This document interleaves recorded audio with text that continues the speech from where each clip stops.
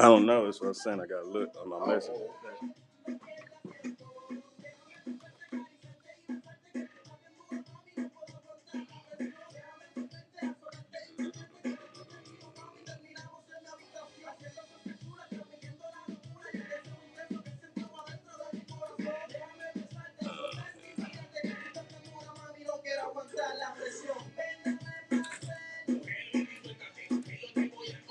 Yeah.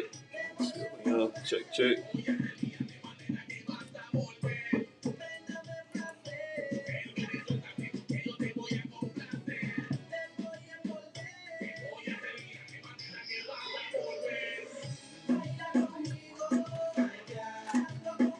Okay. Yeah, we about to play this Quala Quala House. Get rid of it. Yeah. Julian.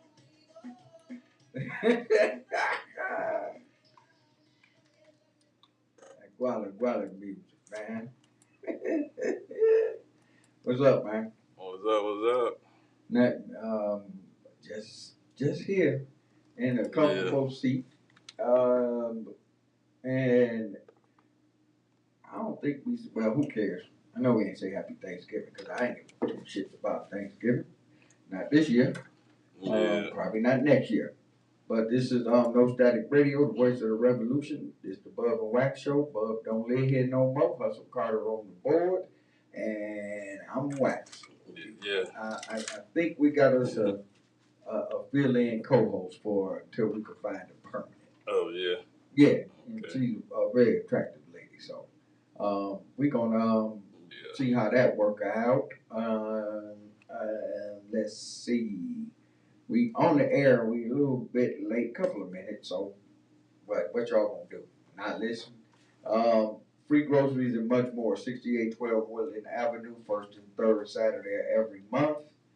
The first Saturday will be coming up, I guess. Yeah. Yeah, because the first is Thursday. So the first Saturday is going to be the third. So first and third Saturday every month from 10 to 2. That's 6812 Woodland Avenue. Free food, hot meal, 11 o'clock, clothes giveaway for adults and children. That's brought to you by the Greater Cleveland Food Bank, Major Care Ministries of Williams Temple Church of God in Christ. Again, free groceries and much more. 6812 Woodland Avenue. This coming Saturday, the third, the first and the third Saturday. So y'all need to get at it. Bub will be there. Corona ain't went nowhere.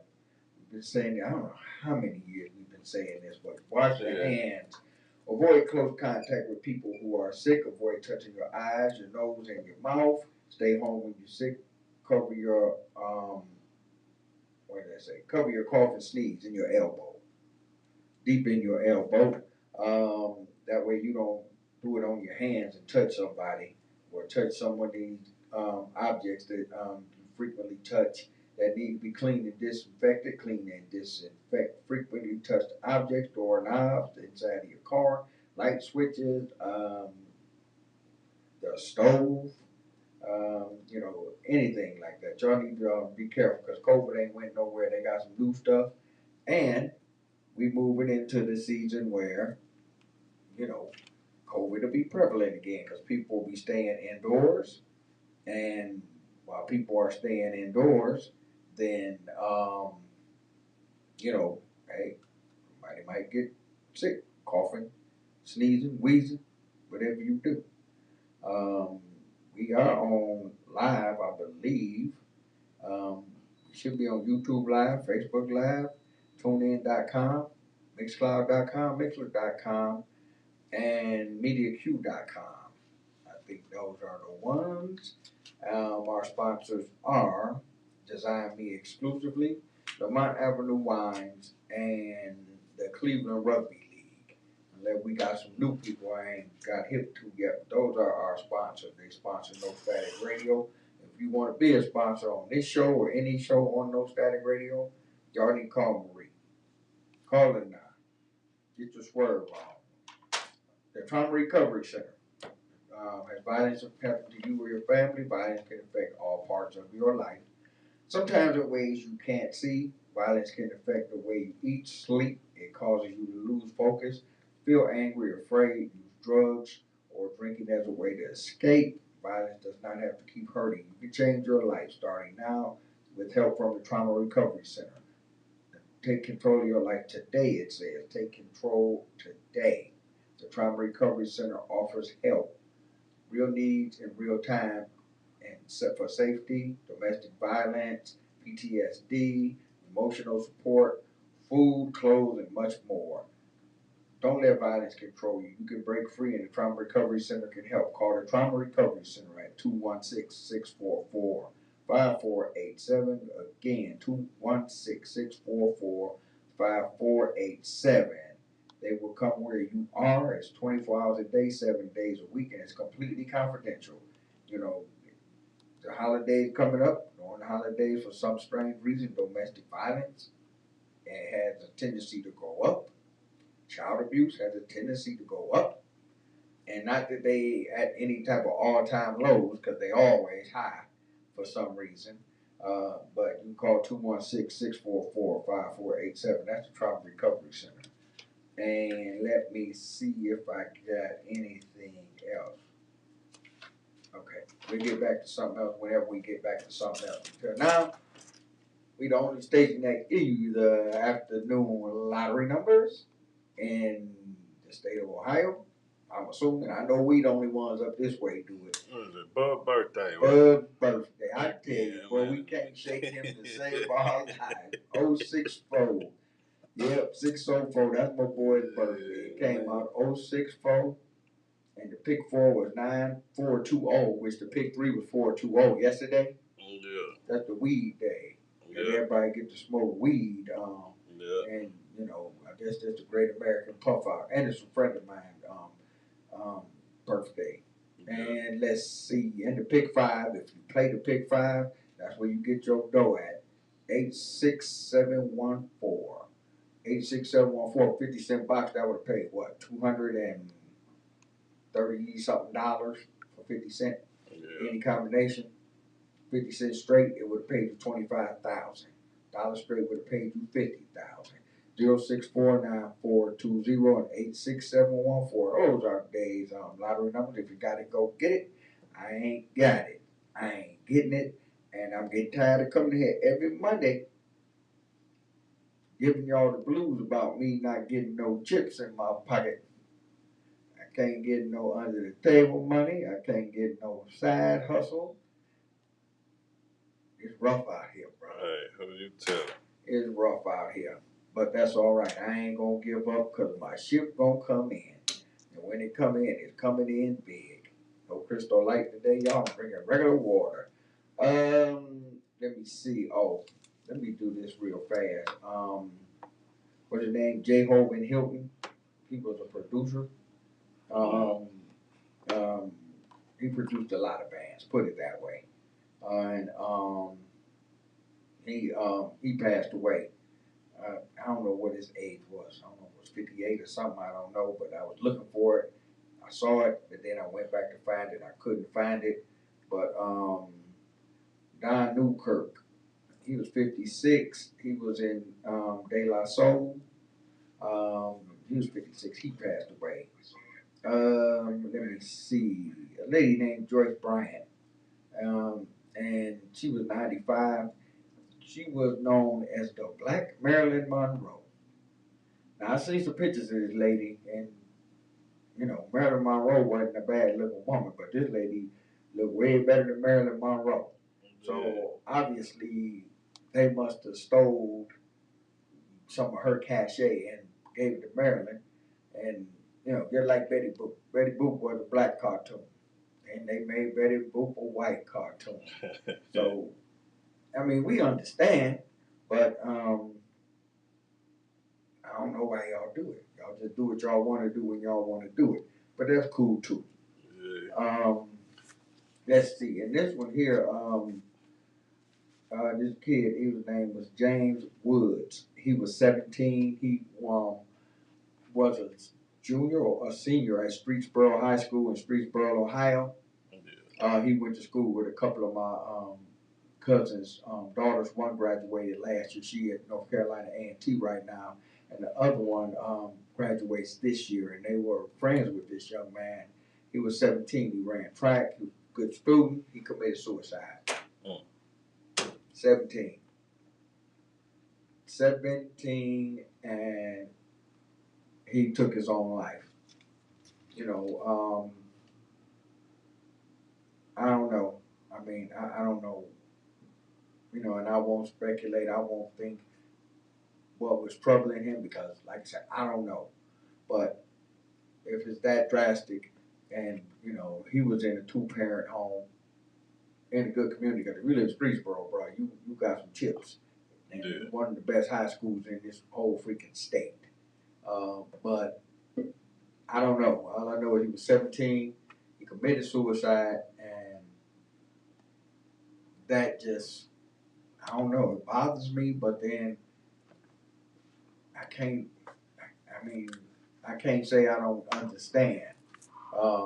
But yeah, that dude, man, rest in peace. 'Cause he is still a child. And the suicide rate for African American young people is higher than it is for any other demographic in this country. Yeah. And a lot of people don't know that, but yeah, that ain't cool. Irene Cara, she was 63.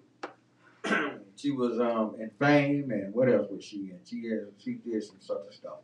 But Irene Cara, when she passed away, I got that a little fast. I think I got that before it even hit a lot of major news outlets. Yeah. But my and my roommate, when I was overseas, we were stationed in England.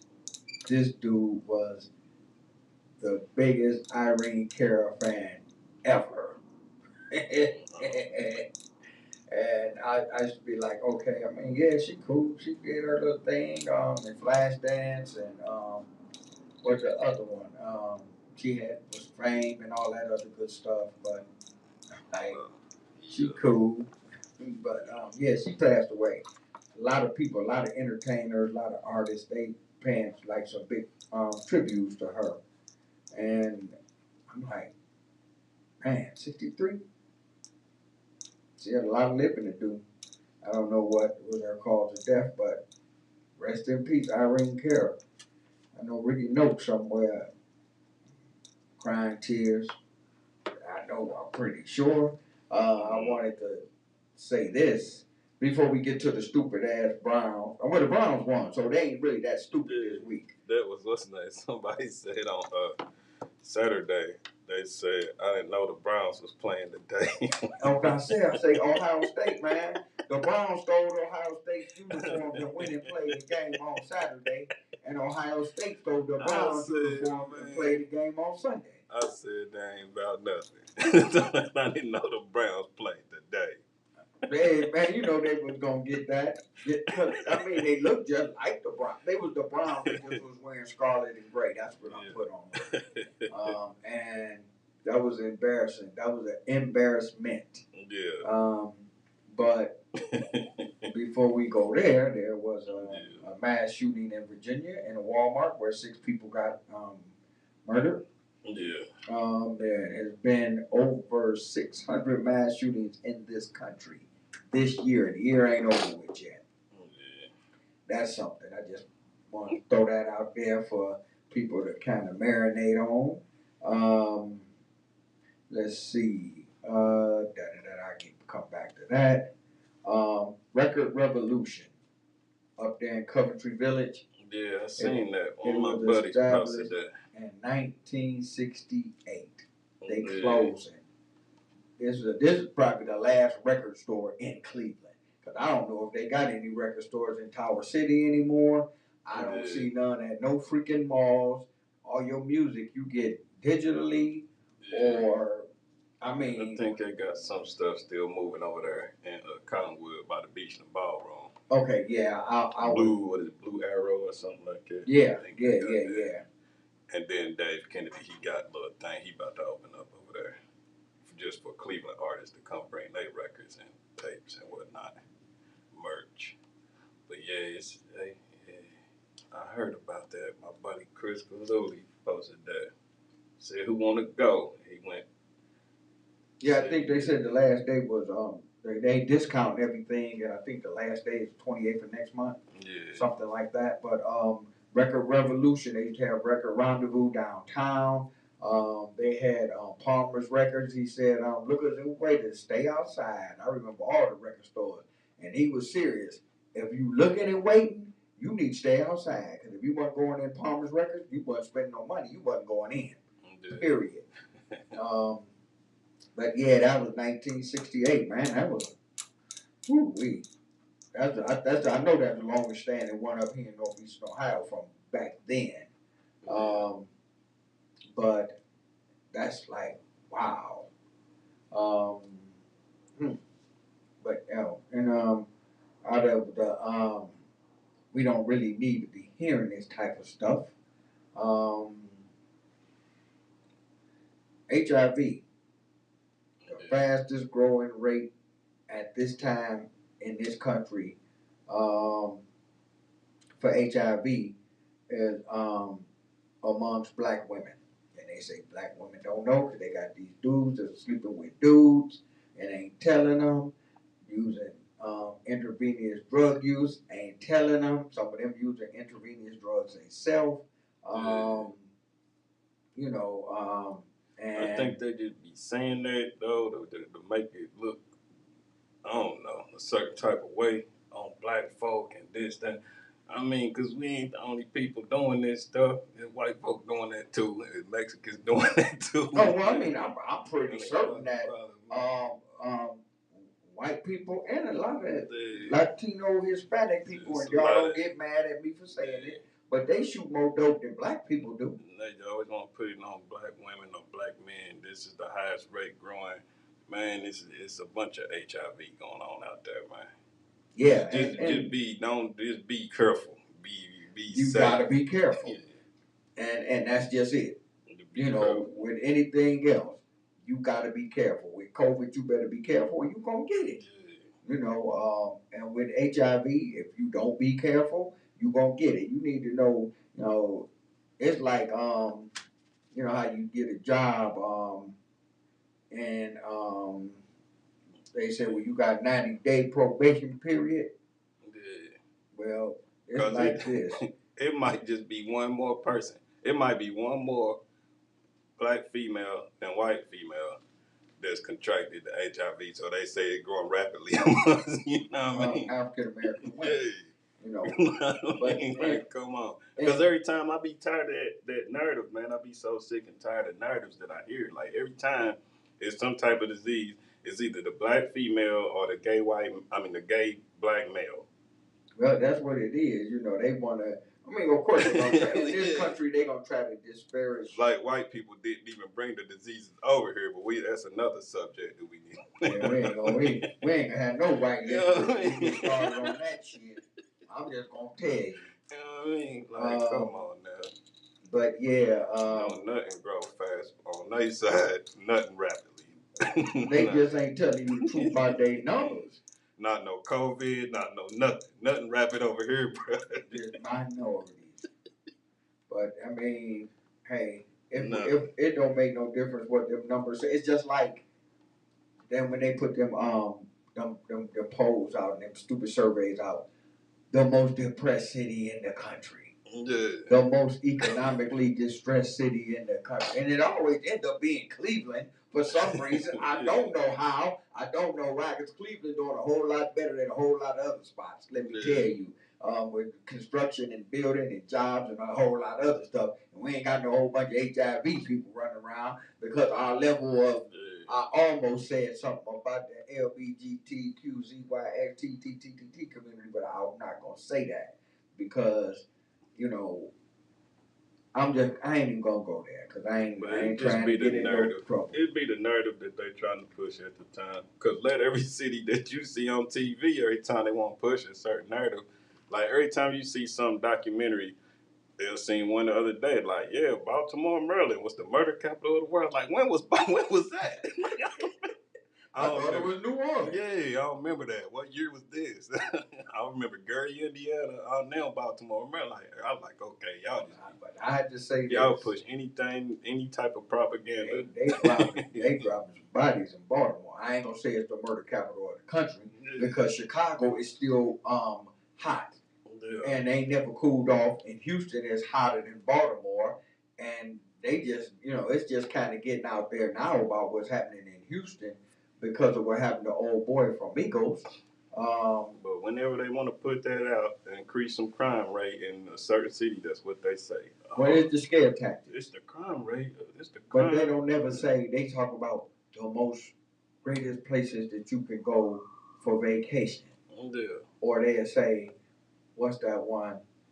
Oh, these are the best cities to visit in America. And they be somewhere in damn Iowa. Yeah. Ain't nobody going no damn Iowa for what?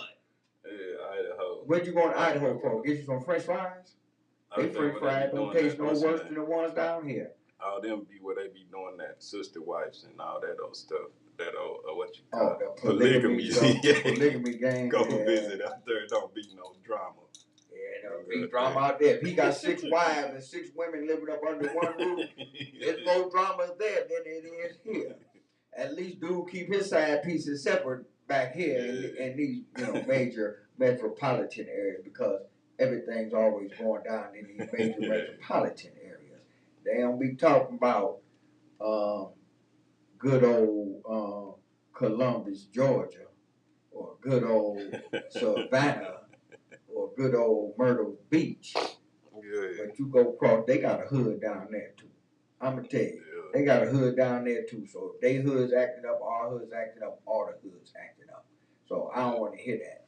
But that just numbers because I have an issue with, especially when I first read this stat, and I think Oprah and people was having them on their talk shows where these guys was coming out, and they were saying, "Yeah, I'm married, but I've been gay for all these times, and I'm coming out the closet." When the term came, coming out the closet came out.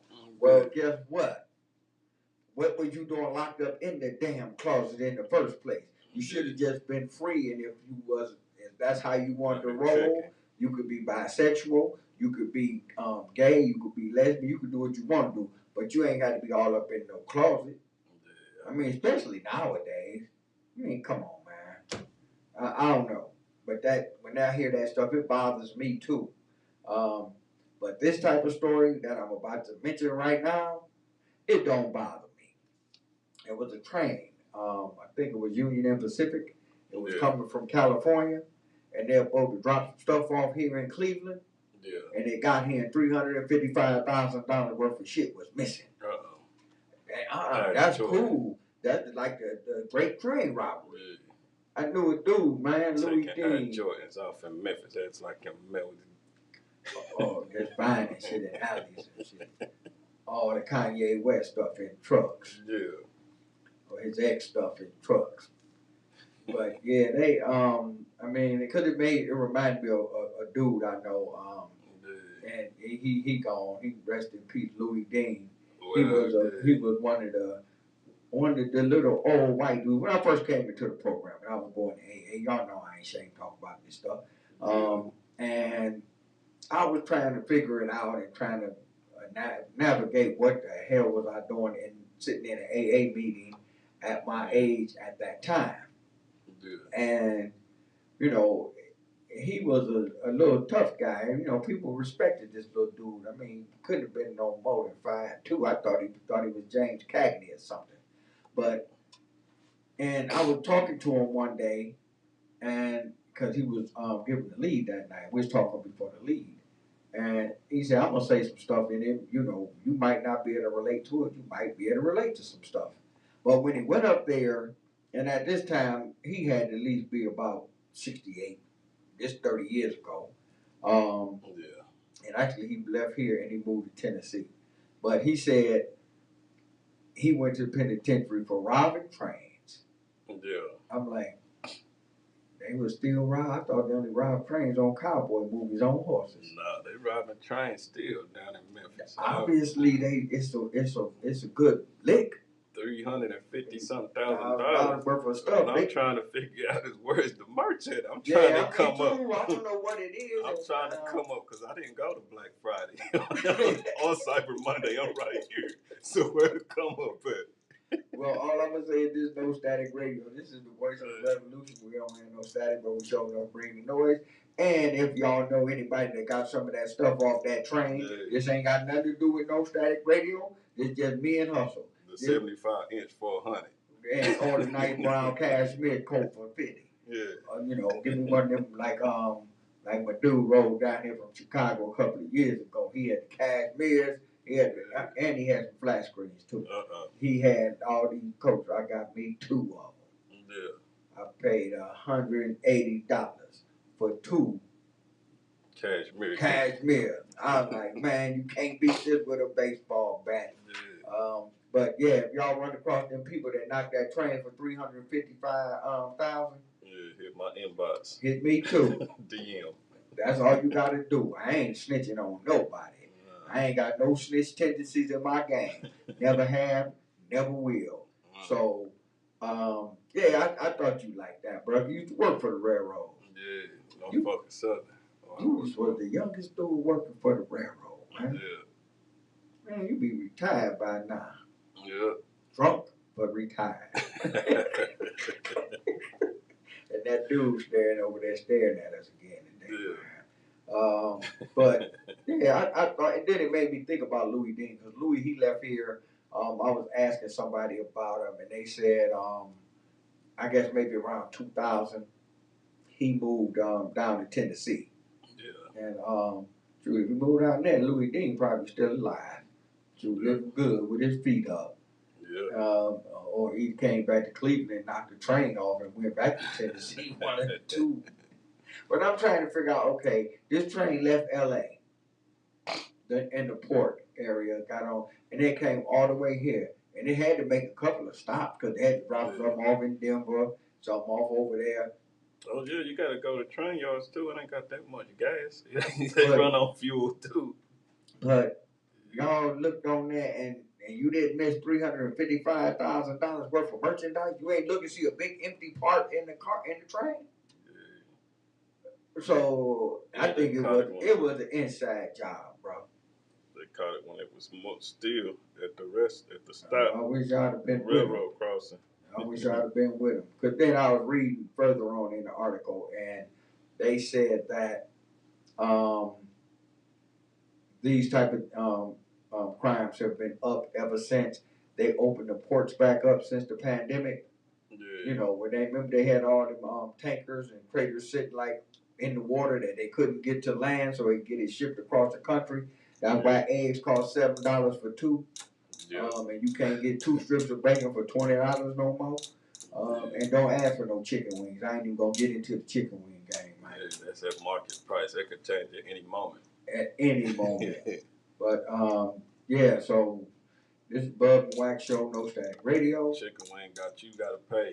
As soon as you order them, you better pay for them because they might change by the time you get finished. Yeah, by the time you get finished, pull them out the grease. Yeah, if you're trying to pay when you get done, they be like, oh yeah, they don't went up. They don't went up since you sat down. Oh well. Yeah. But no, and that was bogus too, man, because you know, just because when we had natural disasters or whatever, and people go buy all the toilet paper, they ain't go buy all the chicken. They just went and bought all the toilet paper. Yeah. And I don't know what they doing. Maybe it's a good market for toilet paper on the black market. I have no idea because I've never tried to buy or sell any toilet paper on the black market. I think it's a good thing right now for anything on the black market. You can sell anything. The chicken, we ain't bought no chickens from over there. We still raising our chickens over here. People buying hope right now. They buying anything. Hope is the highest thing on the black market. Hope, and on the open market too. Scam likely on the all-time high right now. But no, that train robbery thing made me think about you and made me think about Louis Dean. and that was just something in and of itself. And let me see where I'm at. Hey, the number to call I didn't say is 216-939-5087. 216-939-5087. You better check to see if the phone's working, because this new equipment stuff, man, be on some other stuff. But yeah, you can call us. You can call and ask questions. You can give us your righteous opinion. You can give us your unrighteous opinion. But if we give you our righteous opinion in return, then you're gonna have to take it like a man or like a woman with your chin up and your hands behind your back. So it ain't no sucker punches coming straight to your face. Let me see. We always like to mention documentaries. Yeah, the phone's working, y'all. So 216-939-5087. Call me somebody. And if you 5'7", about 132 pounds, you got shoulder length hair. Before I keep going, y'all might think I'm thinking about somebody in particular. And the Browns won yesterday. Remember the last time I actually sat here, or we actually sat here, I think Bub might have been here the last time the Browns won. And that was, no, because Bub ain't been here in a long time. The season started in September. And they won 2 of the first 3, so Bub ain't been here. Bub's sitting at home now, talking about he was bringing me some food for Thanksgiving on Thanksgiving. I guess he waited till next November. But he got that shit wrapped up. Okay. Yeah, it's a wrap now. It's definitely a wrap. Supposed to be in the trash now, leftovers. Y'all done with that now. Don't still be eating no turkey and no dressing. If you ain't cut that turkey up and grind it up and made some turkey salad, then you shouldn't even be still eating turkey. Because don't nobody eat no damn turkey sandwiches. So that was done. That was done on Saturday night. Well, that's what Bub said. He said, you know, he was bringing it. I ain't seen it. I ain't looking for it now. It's a dude named Marlon McWilliams. He's a brother. Well, you know what? I don't know what the hell he is, but I know he was a black man picture under, and his name was under it. Now this dude, he worked for a Silicon Valley company, and they actually have a woman, a white woman, what's his name? Alfonso Ribeiro. I'm just saying that. I want to get that out there. Alfonso Ribeiro. We ain't got nothing against white women on this show. But the dude, the lady founded this company, big company now. You know how them freaking Silicon Valley startups be, and then they blow up. So she hired this dude in upper management. He's one of the top executives in a management pool. Yeah. Now, this lady, white lady, I ain't gonna say that no more, y'all, because y'all might think I'm tripping. Even though I'm always tripping. But she hires minorities. She goes into the colleges and in the communities. If you got a high school diploma and a GED, she is willing to bring you into her company and give you a chance and give you a start at having a livable wage and being able to function as where you go afford some chicken wings nowadays, put it that way. But the dude, Marlon McWilliams, the black dude, you know what this? Ooh, I almost said a bad word. I said I'm gonna hold the bad words down because I know we got some new listeners that is tuning in today. So I told him I probably would be cussing because I can't say we because you're not a vulgar language user. It takes a lot to get Hustle to say one of these words that I'm thinking about, but I ain't gonna say it right now. It actually used to take Bub a lot to get out of him. But he'll call you a motherfucker real fast if you his friend. Thanks, Bub. But this dude, Marlon McWilliams. And Mac Williams ain't really no black name. Williams is a regular black name. I don't know where he got that Mac from. He must be related to Mayor McCheese or something. But he got mad at the white lady and told her she need to hire some more white people. Now, first of all, this her business. This her company that she founded, she started, and he reaping benefits because she brought him in as a minority, and he had the credentials and the education to be in her executive program. And now all of a sudden, he got a problem with her running her business. Marlon McWilliams, I don't know if he related to Mayor McCheese or not, but you is one dumb dude. You gonna get fired, man. If that lady wanna hire black people with high school education and GEDs and graduated from HBCU, let that lady do what she want to do. Obviously, she know what she doing. Her company making millions on top of millions. You ain't got no company you working for. And if you want to hire a whole bunch of white people, go start your own company. Yeah. Watch how fast they can take your company. They already got it. They got what they want. They might not even want work. They cool. But they cool. Especially if they're up there in the Silicon Valley. Come on, man. They cool, man. This dude, man. They minding their business like you need to mind your business. They cool. They ain't looking for no job. How you gonna hire somebody that ain't looking for no job? They done stole PPP money. What they need a damn job for. So I just wanted everybody to know that Marlon McWilliams, all y'all out there in California, Oakland, San Francisco, San Jose, all around in that area, Marlon McWilliams hating on y'all because the lady giving people jobs. You just stay clear of the HIV, Marlon McWilliams. That's what you do. You stay clear of that. Marlon McWilliams need to shut the hell up. That's what he needs to do.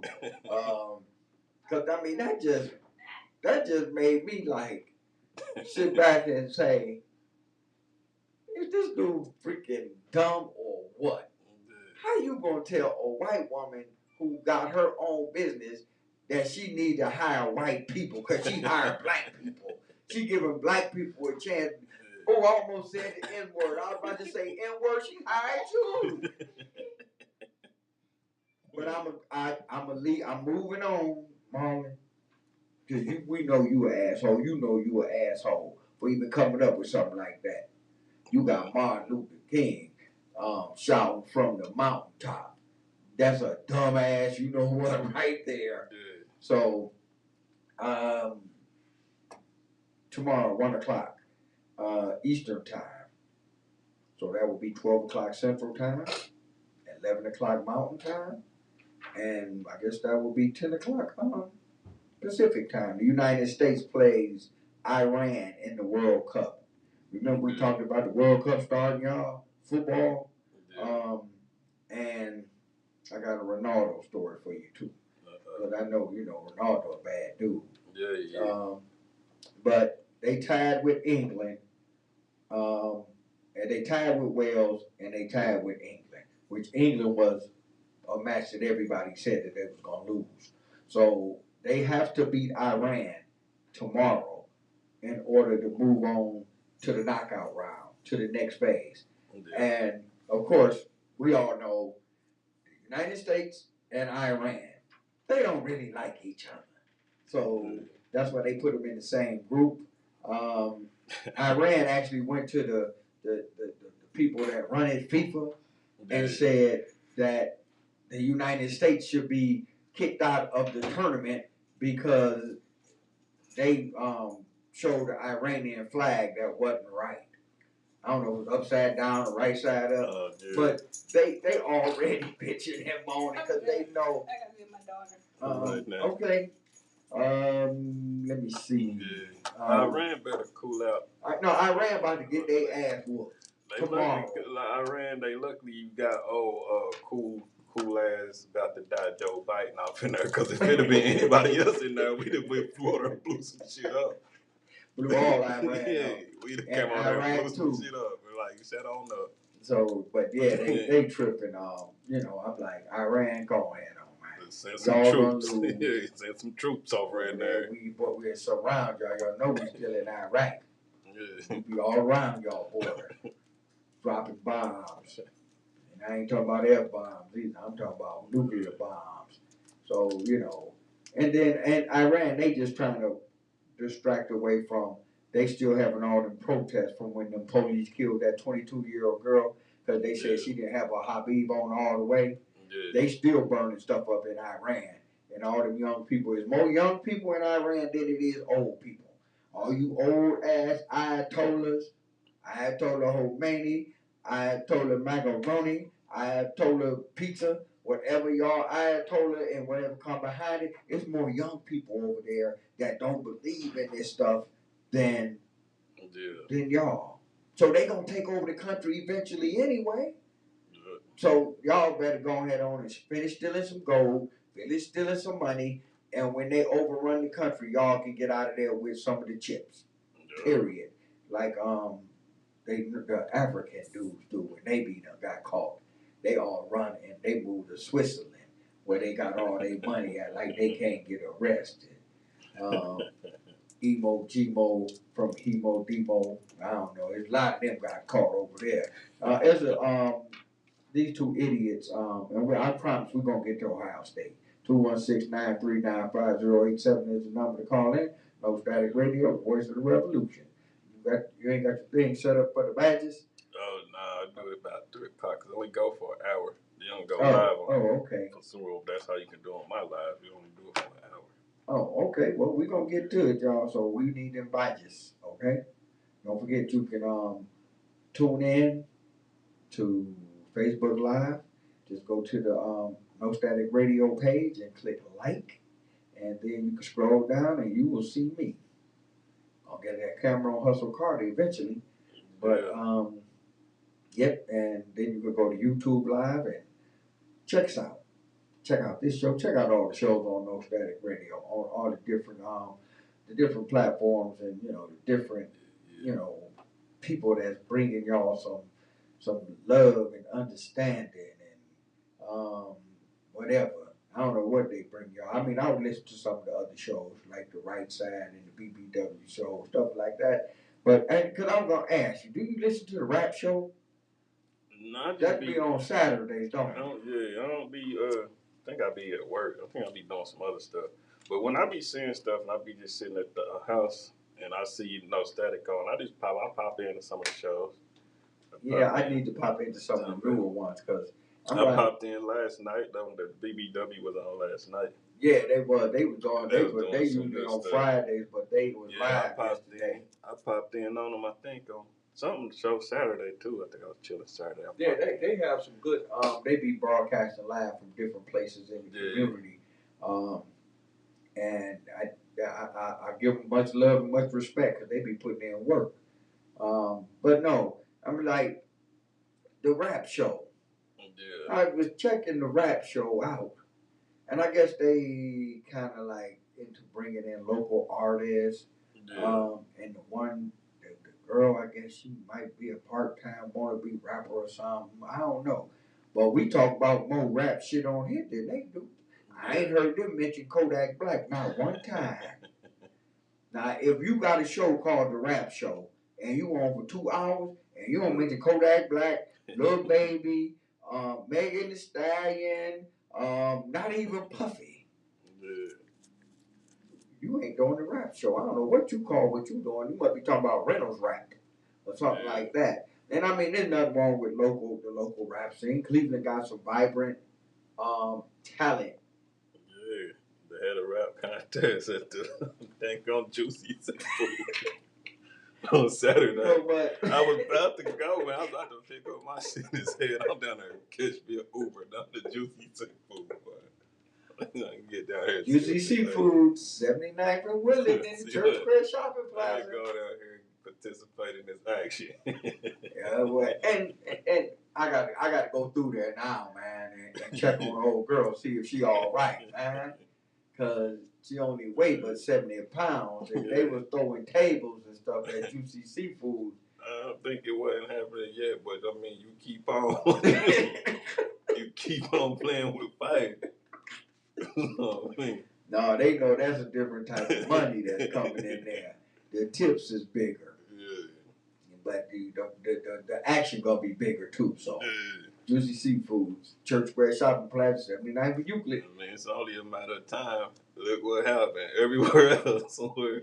Yeah, when they get started and they ain't even got no liquor license yet. They might have been BYOB. Well, I don't know. I think they got liquor behind that bar. Yeah. And if you cool enough, you can get a shot or two. Yeah. But hey, y'all need to chill out. Don't mess Juicy Seafoods up, man. Even though I only go up there in the daytime think anyway. it would BYOB or come as you are. Come as you are. And you got your flask in your pocket and your beer in a brown bag. And you going up there trying to rap. Yeah. No, but I mean, I'm like, okay, the rap show. Okay. Go to the point. You probably can bring anything in here right now, because we at the point right now we don't feel like we need security. They ain't got none. That's a damn show. Yeah. But they got the good seafood boil. They ain't got no security, but they seafood boil is really good, and they catfish is even better. So maybe y'all need to get some security in there, bruh. Woo! The Browns won, y'all. It went into overtime, and I was like, how are they going to lose this game? Yeah. They actually won that game. I'm happy for them. Ohio State, y'all laid the biggest egg of the year. Y'all wait 2 games away from the playoffs to lose to stinking ass Michigan. Corey Hill, I don't care. You went to Michigan. You from here. Desmond Howard, you from here. Y'all love Michigan. Y'all could go play in traffic. They said, what's the name? Too. That damn internet is funny, though. I love that internet. Oh, that damn internet got on the Buckeyes. It got on what's the name, too. They said, imagine being Tom Brady divorced Giselle. Imagine being Tom Brady divorced Giselle for some football, then losing to the Browns. Yeah, it's rough for you right now, brother. It's rough Tom for Tom Brady right now. Tom Brady and some seafood boil. It's a rough life, man. Yeah, because she got more money than him. So when you think you feeling like a little bit down today, if you feeling like you want to let it all go, just think you could be Tom Brady right now. But you know what? And I got it on here too. Actually, I think I had it last week. I just didn't get to it. Yeah. But when I was reading about the FTX thing, and got in deeper into that, and it's all going bad for Brother Brady. Oh yeah, Tom Brady, his whole life over with. He done lost to the Browns. His wife done left him, and he's losing a whole bunch of billions of dollars. But she had a boyfriend before the divorce was final, and he had a girlfriend before the divorce was final. Oh, dear. So I guess he was staying in one wing of the house, and she was staying in the other, or she was staying in the house in Massachusetts or Connecticut, and he was down in Tampa. So they was both getting a groove on separately and independently of each other. But y'all got kids, Tom Brady. What y'all kids think about this? I mean, I know they little kids, but don't ruin your kids before they get a chance to ruin their own life. Put it that way. Yeah, that damn internet's something else. The internet ain't playing. I love that internet. The internet will joke you, choke you, and make a fool out of you. Yeah. Don't come out there on they about to get your boy. Real quick. Them memes come out so quick, though. Somebody get paid for those things, bro, because they be out fast. They be out fast, super quick. I mean, before the damn overtime was over, they would put Tom Brady memes up. Yeah. I'm like, boy, oh boy. Didn't take long for that one, did it? Ryan Day. And I'll say this too, a lot of people might not have heard this news. Luke Fickell, the Ohio State Buckeye player, former coach, that went to Cincinnati and built a program down at the University of Cincinnati. He just took the job at the University of Iowa in the Big Ten. And if he would have held out probably a couple of more weeks, he could have got the Ohio State job. but he took the job at Iowa. I'm like, wow. You seen the one they put the Deion Sanders with Ohio State? Prime. Somebody said no. Well, Prime would have been better than Ryan Day. I was dying, man. Ryan Day was like, it was like the whole thing. Like the Browns coach, Kevin Stefanski, he put on the Ryan Day outfit, and the whole Browns went down there and put on Ohio State uniforms, and they went and played like the Browns. And the Browns played like Ohio State. Yeah, they won. They make these memes so quick, boy. They put Deion Sanders coaching Ohio State. I wish we could get Coach Prime. They said the University of Colorado offered him a job. He not leaving there. He knew.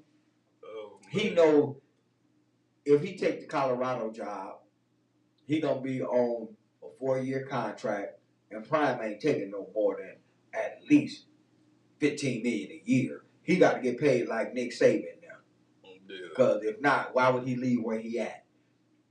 But if he don't win in 2 years, then they gonna fire him. So then he could get bought out, get a big lump sum, and go continue to do what Prime do, make money. Because he's not, first of all, he's not gonna take the University of Colorado job. That program is in shambles. You can't recruit. The Pac-12 about to fall apart because USC and UCLA about to leave. So who wants to be in the Pac-12 coaching? Nobody. But yeah, I seen that one about Prime in Ohio State. Coach Prime, you just ran 11-0 at Jackson State, set all type of records. You bringing all this popularity to HBCU football and basketball. You ain't going nowhere. Oh, you know what they should do? All the other HBCU schools, what they should do, they should all put some money together and give it to Deion Sanders. Pay his check, pay his bills, just pay him. Yeah. Because if he lead that conference, the conference going back to where it was. Because Grambling, I seen Grambling and somebody playing on Grambling played. Did they play Alabama A&M? And that was on NBC, I think. On Thanksgiving Day. Yeah. Was it Thanksgiving Day? No, that wasn't Thanksgiving Day. That was like Saturday. Okay, because I know Grambling played. I was reading their score because... Yeah, it was Saturday because I was trying to find that Tennessee game, but it was on ESPN. Yeah, Tennessee, they... Yeah, they ran through Vandy. Yeah, they were talking about Vanderbilt was going to win. But Clemson lost to South Carolina. Actually, let me go and get this out of the way. Glenville, they going playing somebody for the state championship in Division 5. So Glenville High School, best of luck.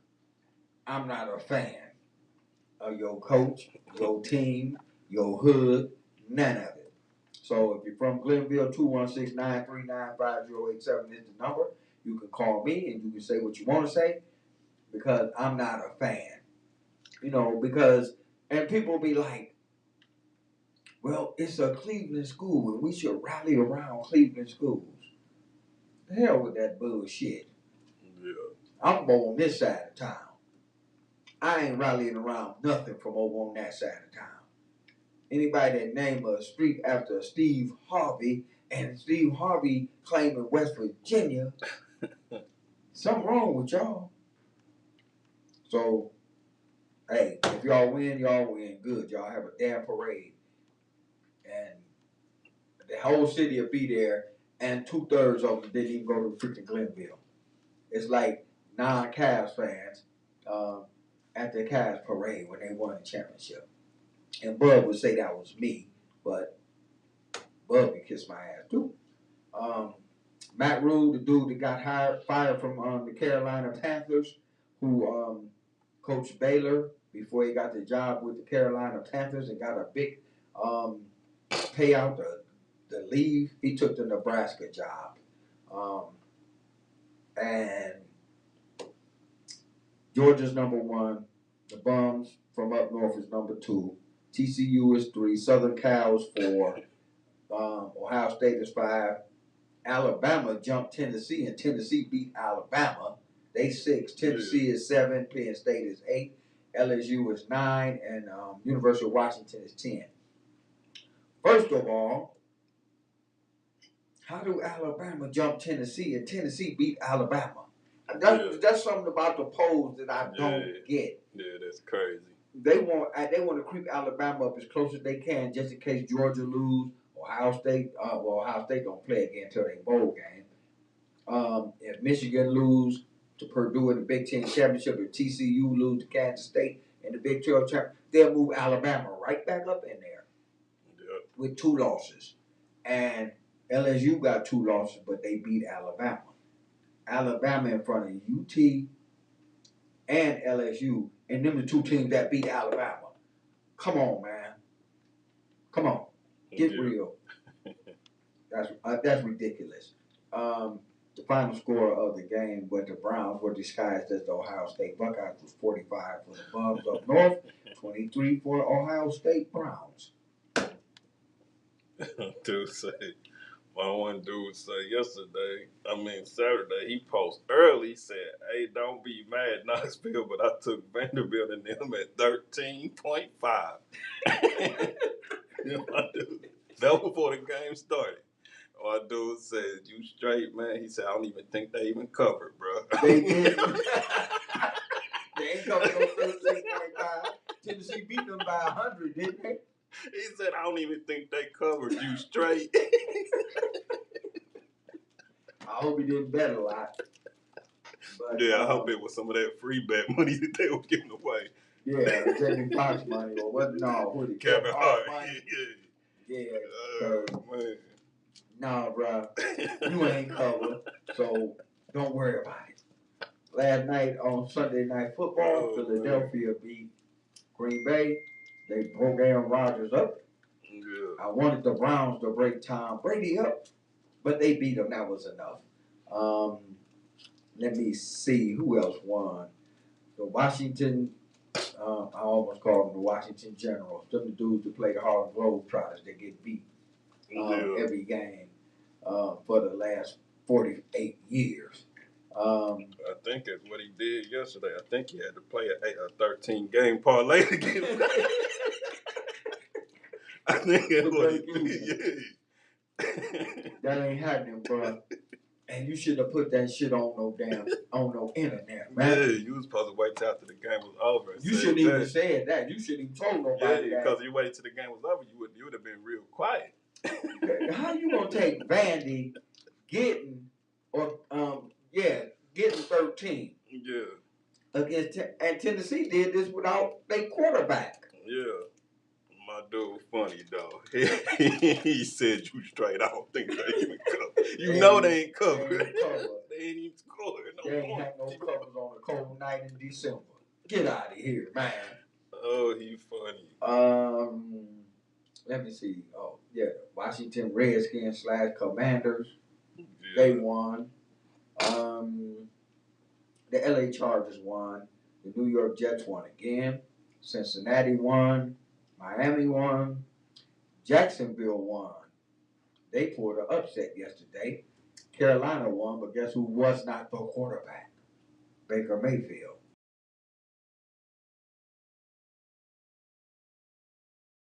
Won. Minnesota won. Buffalo won. Dallas won. And the New York Giants, they lost. So those were the games over the weekend. If I missed any of your teams, and the Browns, of course, won. But if I missed any of your teams' games over the weekend, it's too bad. I think Pittsburgh had a bye week, and a couple other teams had bye weeks, but who cares? Let's see, because I don't know what I want to do with that Jerry Jones story, but let me see. Oh, have they started getting Odell Beckham Jr. yet? Odell Beckham Jr. was on a flight. Yeah, I ain't seen him on my timeline. He was going somewhere to L.A. Yeah. And they said that he had to be, first of all, they had to empty the whole plane to escort him off. They say he was in and out of consciousness, which he was high. Yeah. He gonna wake up and say, "Is this the most disgusting thing I ever seen in my life?" Bro, you on the plane high. And then he would not put his seatbelt on during the flight. So they like, bruh, come on, man. We know who you is and everything. You on the plane high. You don't want to put on your seatbelt. So, of course, what they gonna do? They gonna call the air marshals. And when the air marshals be on the ground, when you land, everybody else getting off, you can't get off the plane then because the air marshal on the plane ain't letting you get off the plane. And they was there witnessing all this. And of course, people got cameras doing this to Odell Beckham Jr. while he nodding out, waking up and nodding out. It's the what's name? What they say? The same way you going out is the same way you came in. So it ain't none of that. Yeah, it's right. Yeah, Mr. Odell Beckham Jr.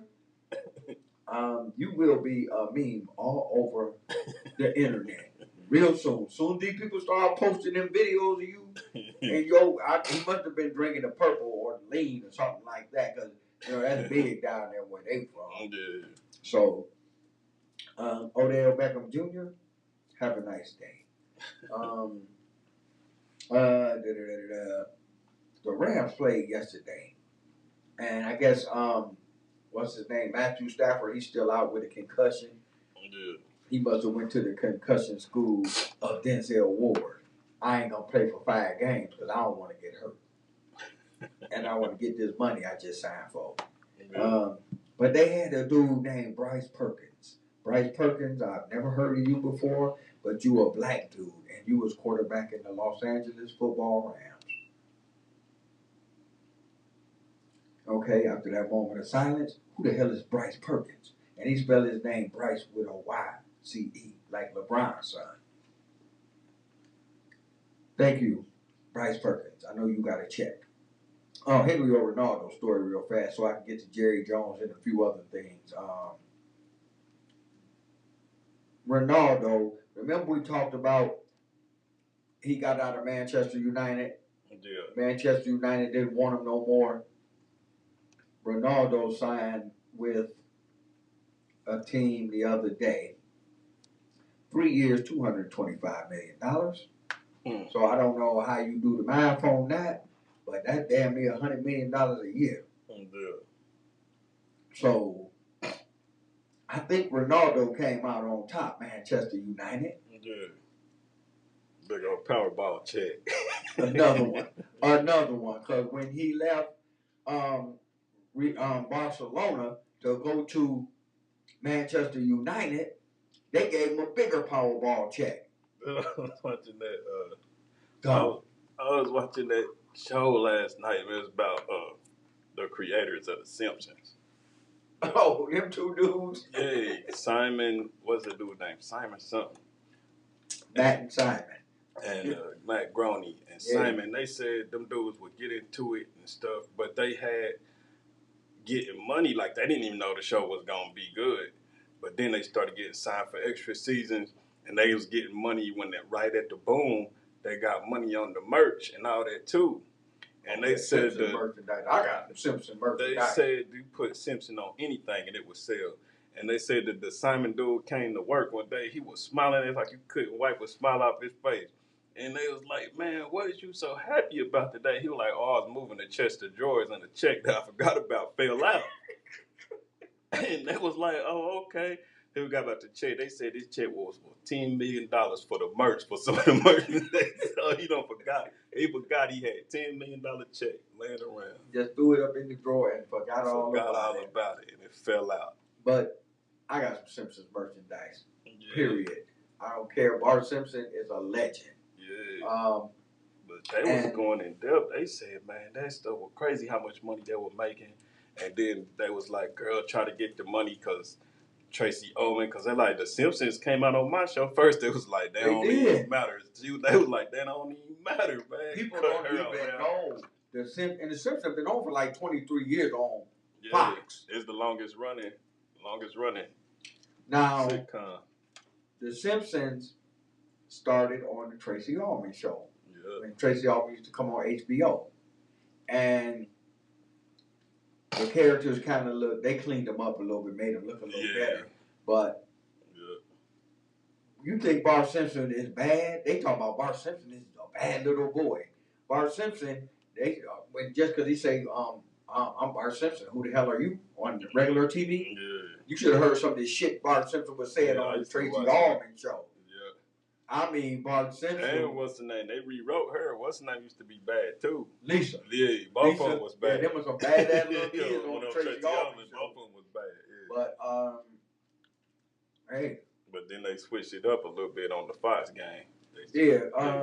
But I remember when they had, because I bought the cassette, The Simpsons Sings the Blues. Yeah. And they had The Simpsons singing the blues. They were singing classic blues songs and stuff. And I used to jam The Simpsons Sings the Blues in my car. Yeah. Didn't care what nobody thought. Still don't care what nobody. I got a Homer Simpson cup now. Krusty the Clown. I got a Krusty the Clown. Them, and then when I stumbled upon Beavis and Butthead. Yeah. Them three, Bart Simpson, Beavis and Butthead, and then South Park came out after that. And I didn't immerse myself in South Park after about 4 seasons like I did, but I still watch The Simpsons today. Yeah, what they said is the longest running sitcom right now.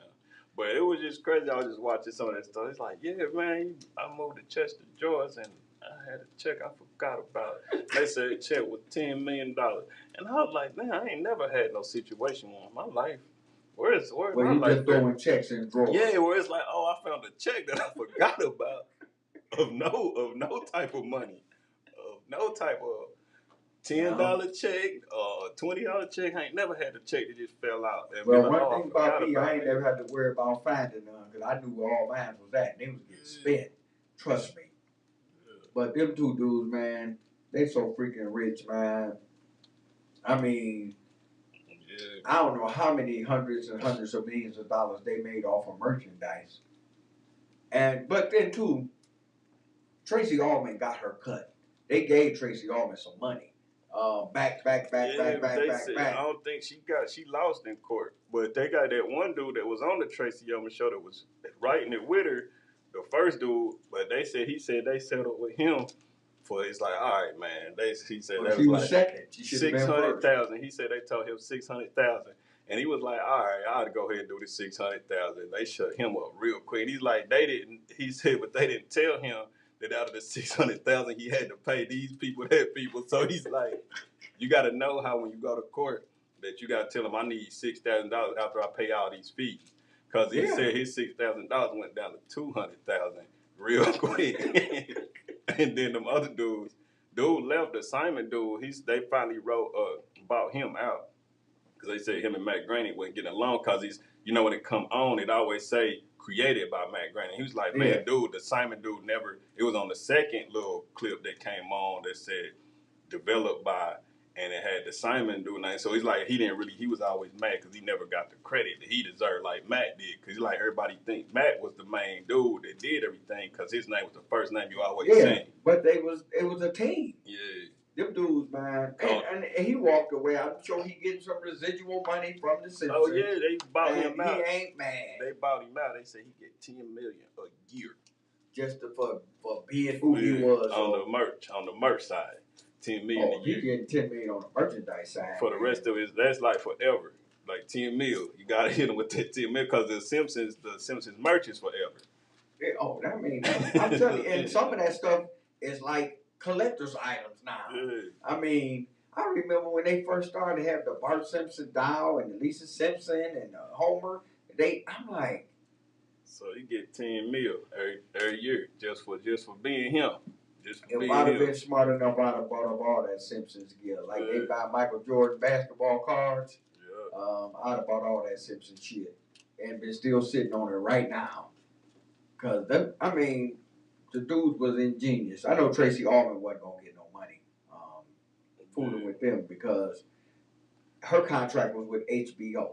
But it was funny. I'm gonna go watch the rest of them because it's a long one about the Simpsons. Then it's like a couple of episodes. Then it start talking about Fox in general, about how they came up when they had no TV shows. And they're like, they ain't have no TV shows when they first came out as a network. and the first one that really started giving them money, The Simpsons and Married with Children. They said Married with Children didn't even have a name. It was a black dude and a white dude wrote it, and they was like the show with no name. What are we gonna call this? And what they gave a script. That show was another show. I did not miss Al Bundy. Al Bundy is a legend. And they was he like, is a legend to this day.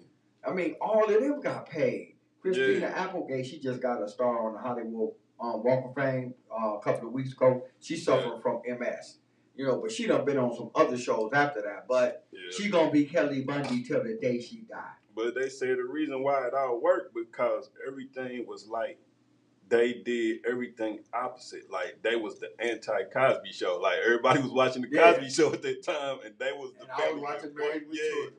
They was like we was the shit that what everything that the Cosby Show was, we was everything they wasn't. But I'll tell you this about the Al Bundy, Married with Children. Them that show was 1,000% more truthful than the Cosby Show.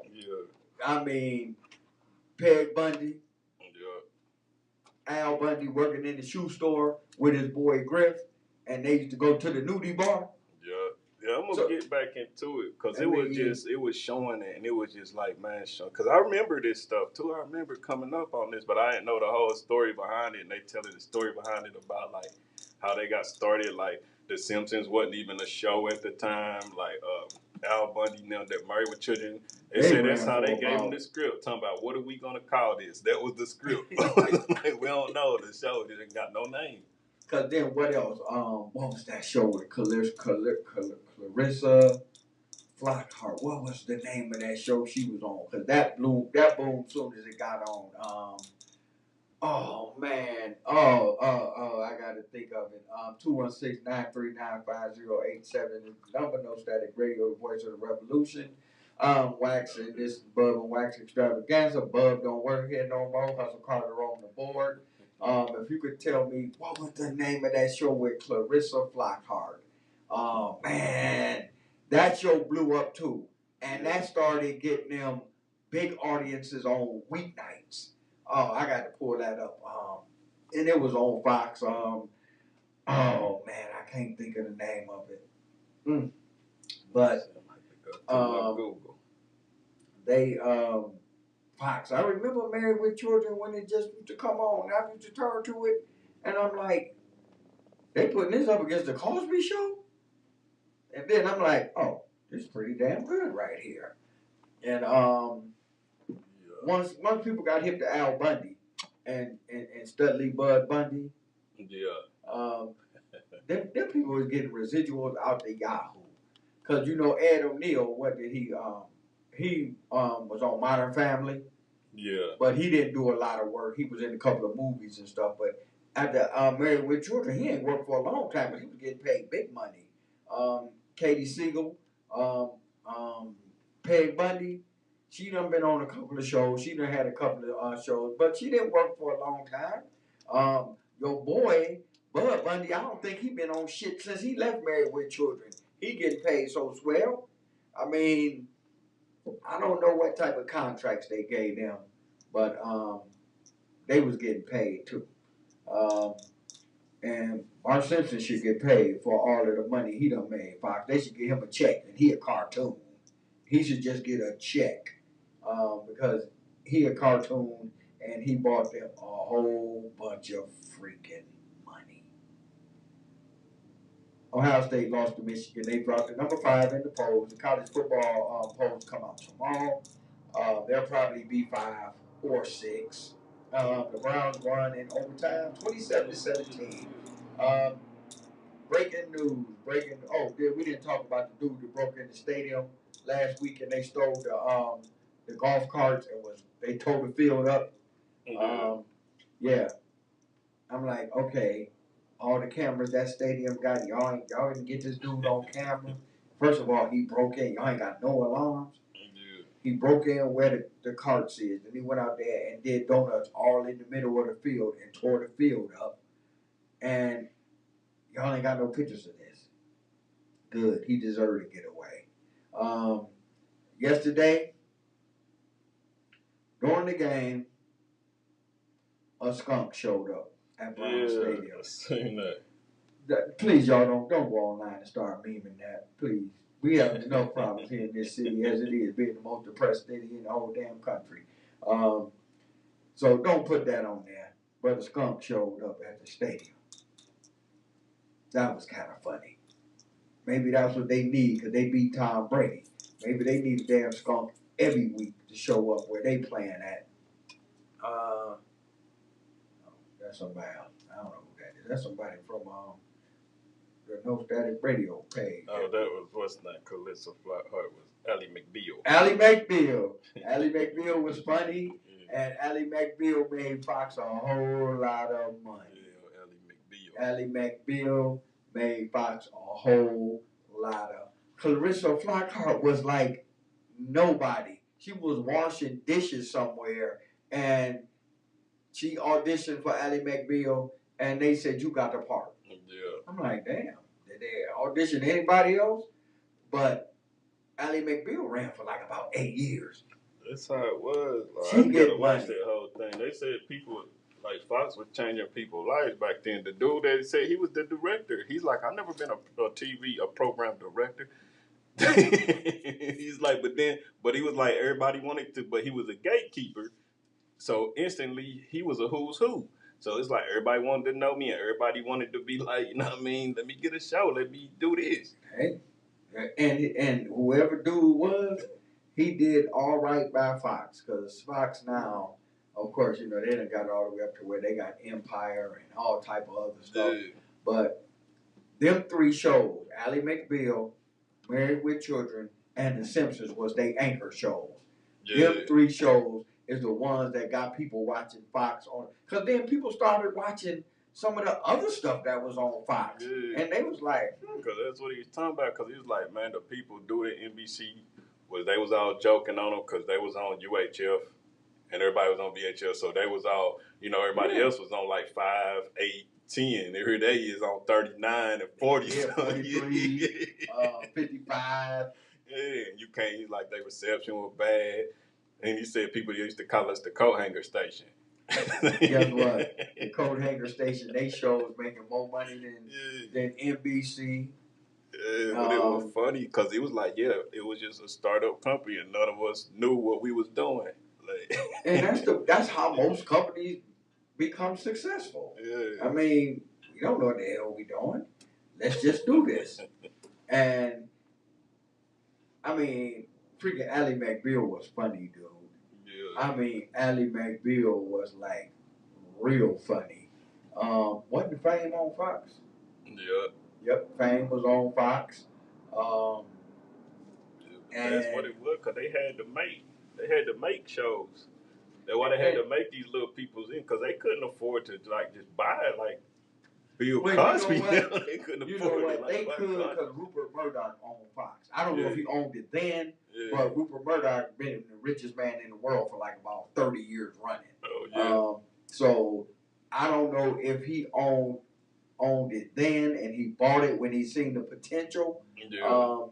Because eventually somebody started pouring money into Fox on the network side. Yeah. And that's when they all every damn Fox station in this country now. Yeah. Trust me, you know, and if you don't know, you've been living under the same rock. Yeah. Or smoking the same rock. And let me get this out.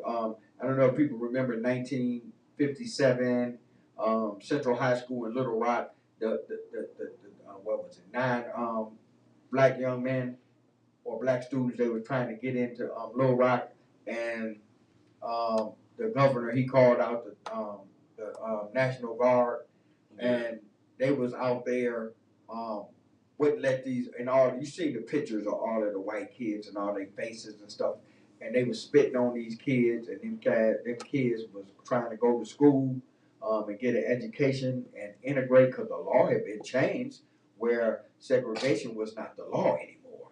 Okay. But, and they have been all over the internet. Guess who was in the picture? Jerry Jones, the Cowboys owner. Yeah. And he talking about, I just went there out of curiosity. You a damn lie. You a racist. You still a racist. You don't even want to pay your black players. You come on, Jerry Jones. He just went there out of curiosity, but he in the picture with that look on his face, like, why the niggers here? You know, and he ain't like in the back. Jerry Jones. See, curiosity is like in the back. Yeah. Jerry Jones right up there with the boys. Yeah. So, and he talking about I was a 16-year-old boy and I just went there for curiosity. Weren't you supposed to be in class, bro? Yeah. Come on, man. At least come with I was young and I changed my ways. Yeah, but he ain't, because he ain't changed his ways. Jerry Jones is still a racist. Yeah, he one of the racist freaking owners in the NFL. He always gonna be, and you know, it was hitting the airways because Joy Reid, from MSNBC, the black girl, she put the story out there. Yeah. Somebody said, "Hey, you know that's Jerry Jones in that picture," and she put that shit all the way on worldwide TV, and then it was all over the internet. And it was everywhere. And that's from 1950. 1957. Damn. That was one of the landmark. That's before the internet, bro. The internet still caught up with. They still got you, bro. But because before the camera phone, before the phone hung on the wall, it was just on the receiver, sitting on that damn black receiver then. But they still caught you slipping. He still ain't came outside of saying, I just went there out of curiosity. That's all he said. You a lie, Jerry Jones. You a racist, man. You still a racist. And like people were saying, so okay, it done came out. The NFL, is they gonna make him sell his team? Or is they just gonna brush it under the table because it's Jerry Jones? Is he gonna get any backlash from it? Because I mean, and you know, it happened in 1957. But guess what? Arkansas ain't changed. Mississippi ain't changed. Parts of Georgia, the only part in Georgia that's changed is Atlanta. Yeah, they had some good stuff on that too. The NFL, I was watching NFL and the black quarterback, and they were like, "Yeah, you black and you're a quarterback. Yeah, and you start growing that hair. Oh yeah, you about to get traded. Oh, you about to lose your job." Yeah, that's why it shocked me because when I seen you got to dress a certain way, talk a certain way. What's his name? James Harris. He went to a historically black college and university. He played for the Rams. I remember watching him as a black quarterback in like the 70s. And it was a dude, he played for Buffalo Bills, Marlon Briscoe. He played quarterback. But he was so good, they told him, you got to be a wide receiver, bro. You can't be no quarterback no more. You make these white boys look bad. Yeah. But they had to carry themselves a certain way. Yeah. And that's why when I seen this black dude, Bryce Perkins, quarterback in the Rams, I'm like, he's the first black quarterback they had since James Harris. And that was like in 1974. So it was all cool. They had dude on there too. They was showing how he spoke up. Well, he was dude mentor. It was Mike Vick mentor, Donovan McNabb. Mike Vick mentor. And then when he went to prison, they was like, he was the one that told. They was like, if it wasn't for Donovan McNabb, that Mike Vick wasn't about to be back in the NFL. It was a wrap. But Donovan McNabb was like, look, I'll take care of anything that he do, I'll take the consequences for it. And was like, let him come on to Philadelphia, man. And then how much money Philadelphia made when Mike Vick was there? Because McNabb had left. Yeah. And they had some funky white boy quarterback, and Mike Vick was on the bench. He got hurt. Mike Vick went in, never came back out. Yeah. And I don't like how Arthur Blank, the owner of the Falcons,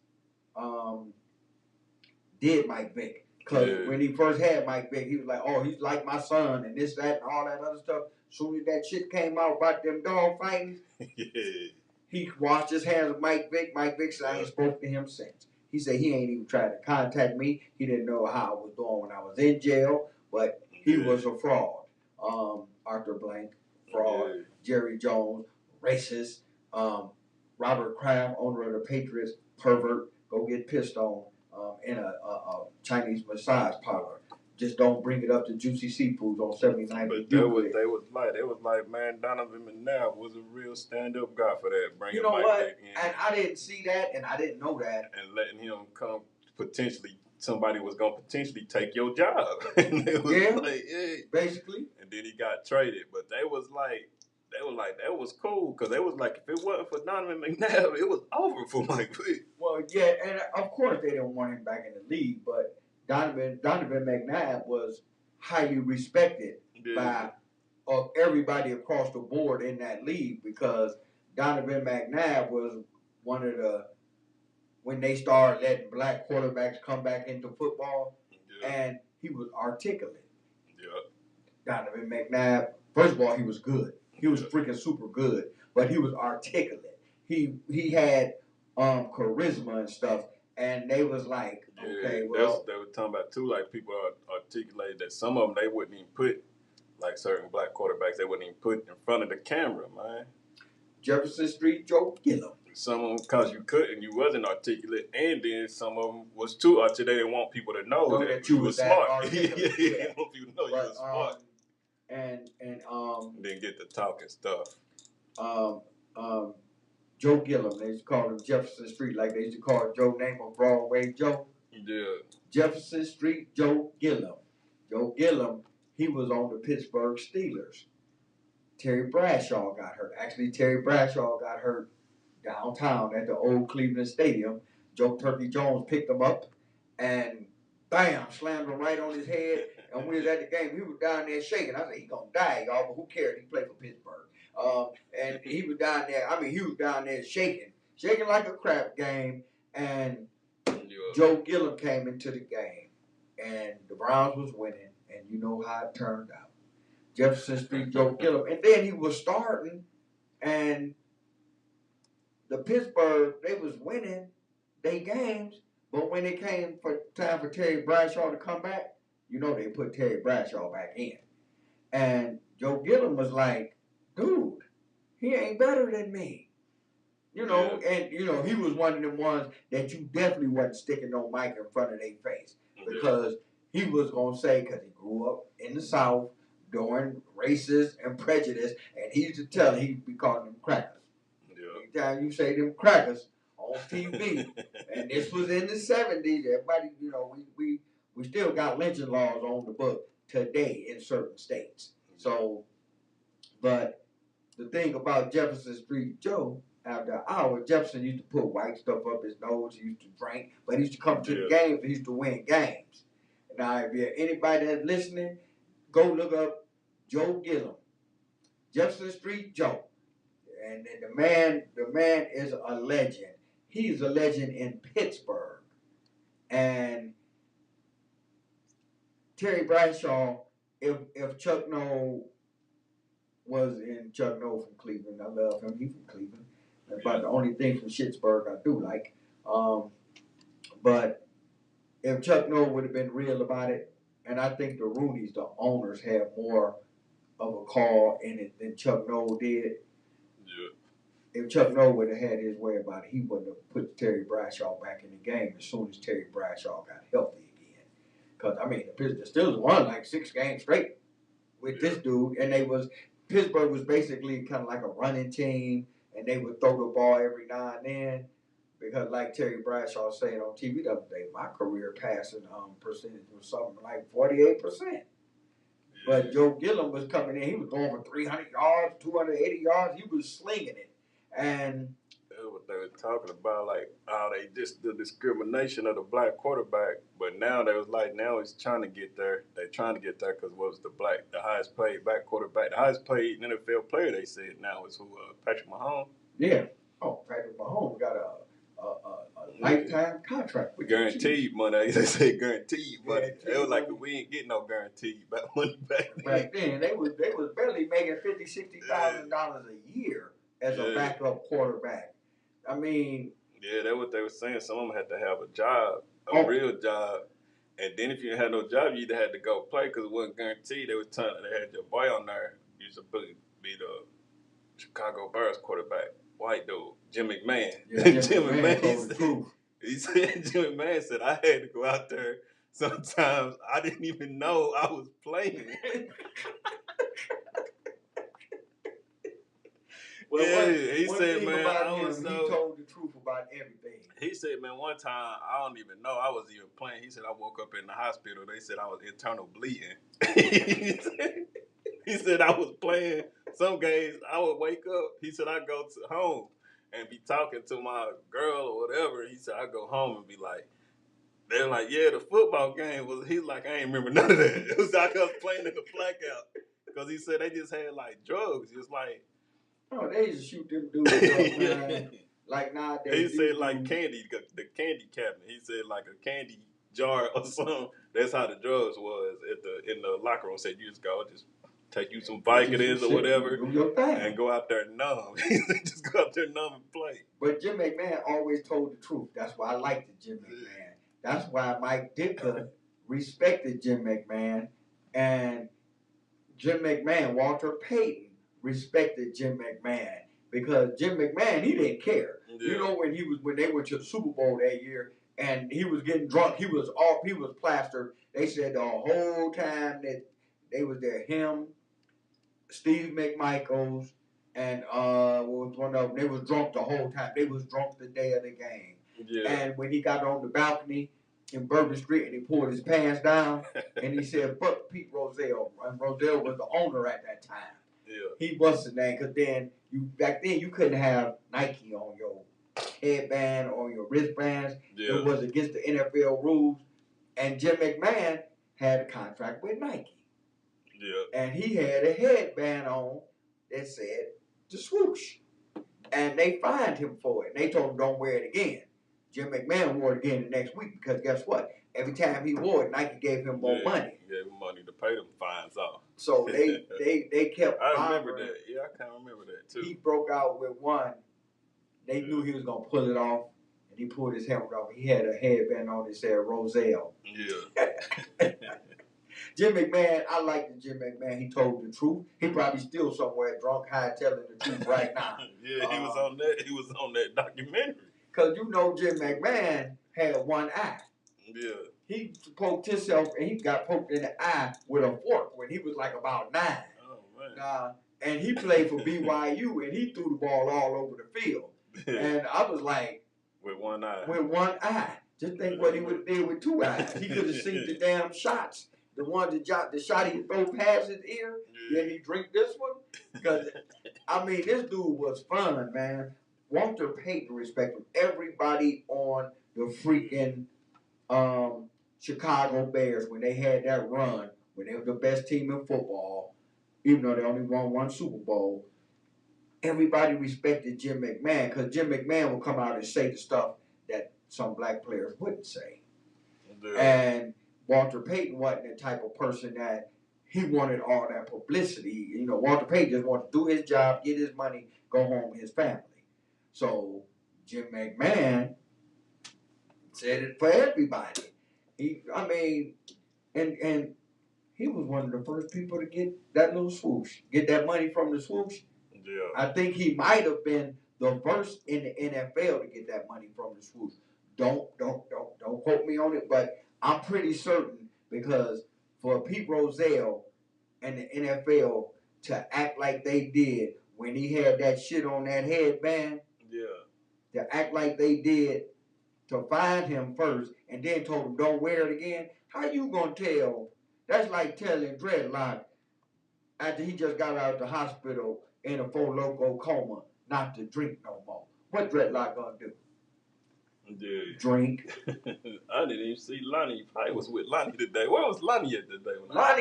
The roof was locked up when I got here. Yeah, that's what I said. I didn't even see Lonnie. Now you talking about that. Yeah, Lonnie had the roof locked up. Lonnie was gone. It rained, he said. That's what he gonna say. It rained. But no, that's and I mean I don't know. You could lead the people to where to watch the thing about Fox or the NFL, Hulu, Netflix.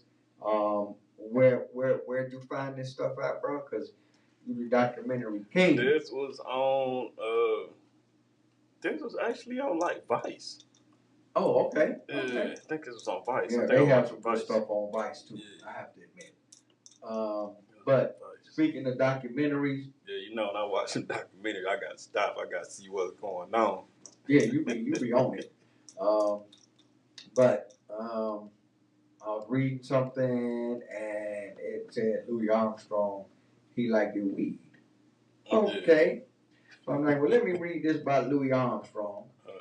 and I read it, and actually he did. He was one of the first when Eisenhower was in office that pushed to legalize marijuana. Yeah. Now, they would arrest him, he said, for smoking weed, but he was cool with Bing Crosby. Yeah. And he said Bing Crosby smoked more weed than me. Yeah. And we used to smoke weed together. But they wasn't saying nothing to him.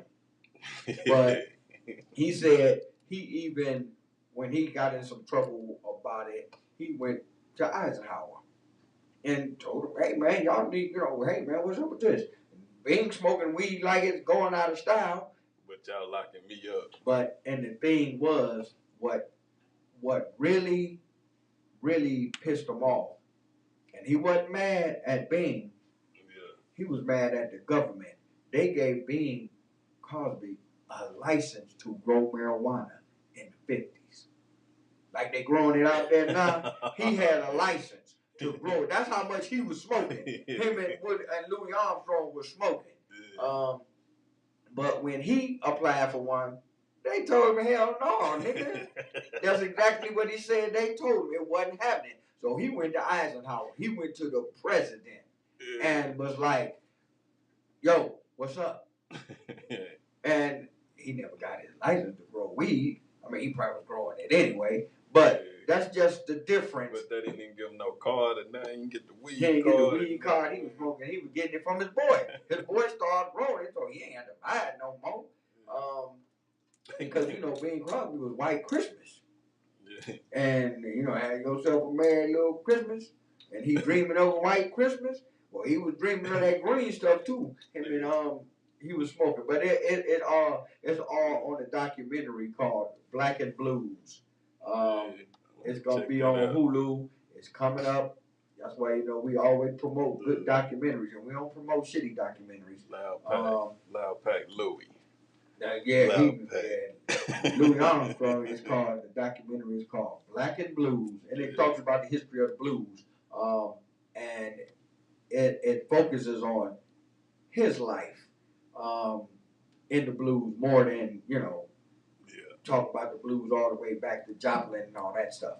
But that blew me away because they gave White Christmas as Bing Crosby a license to grow marijuana.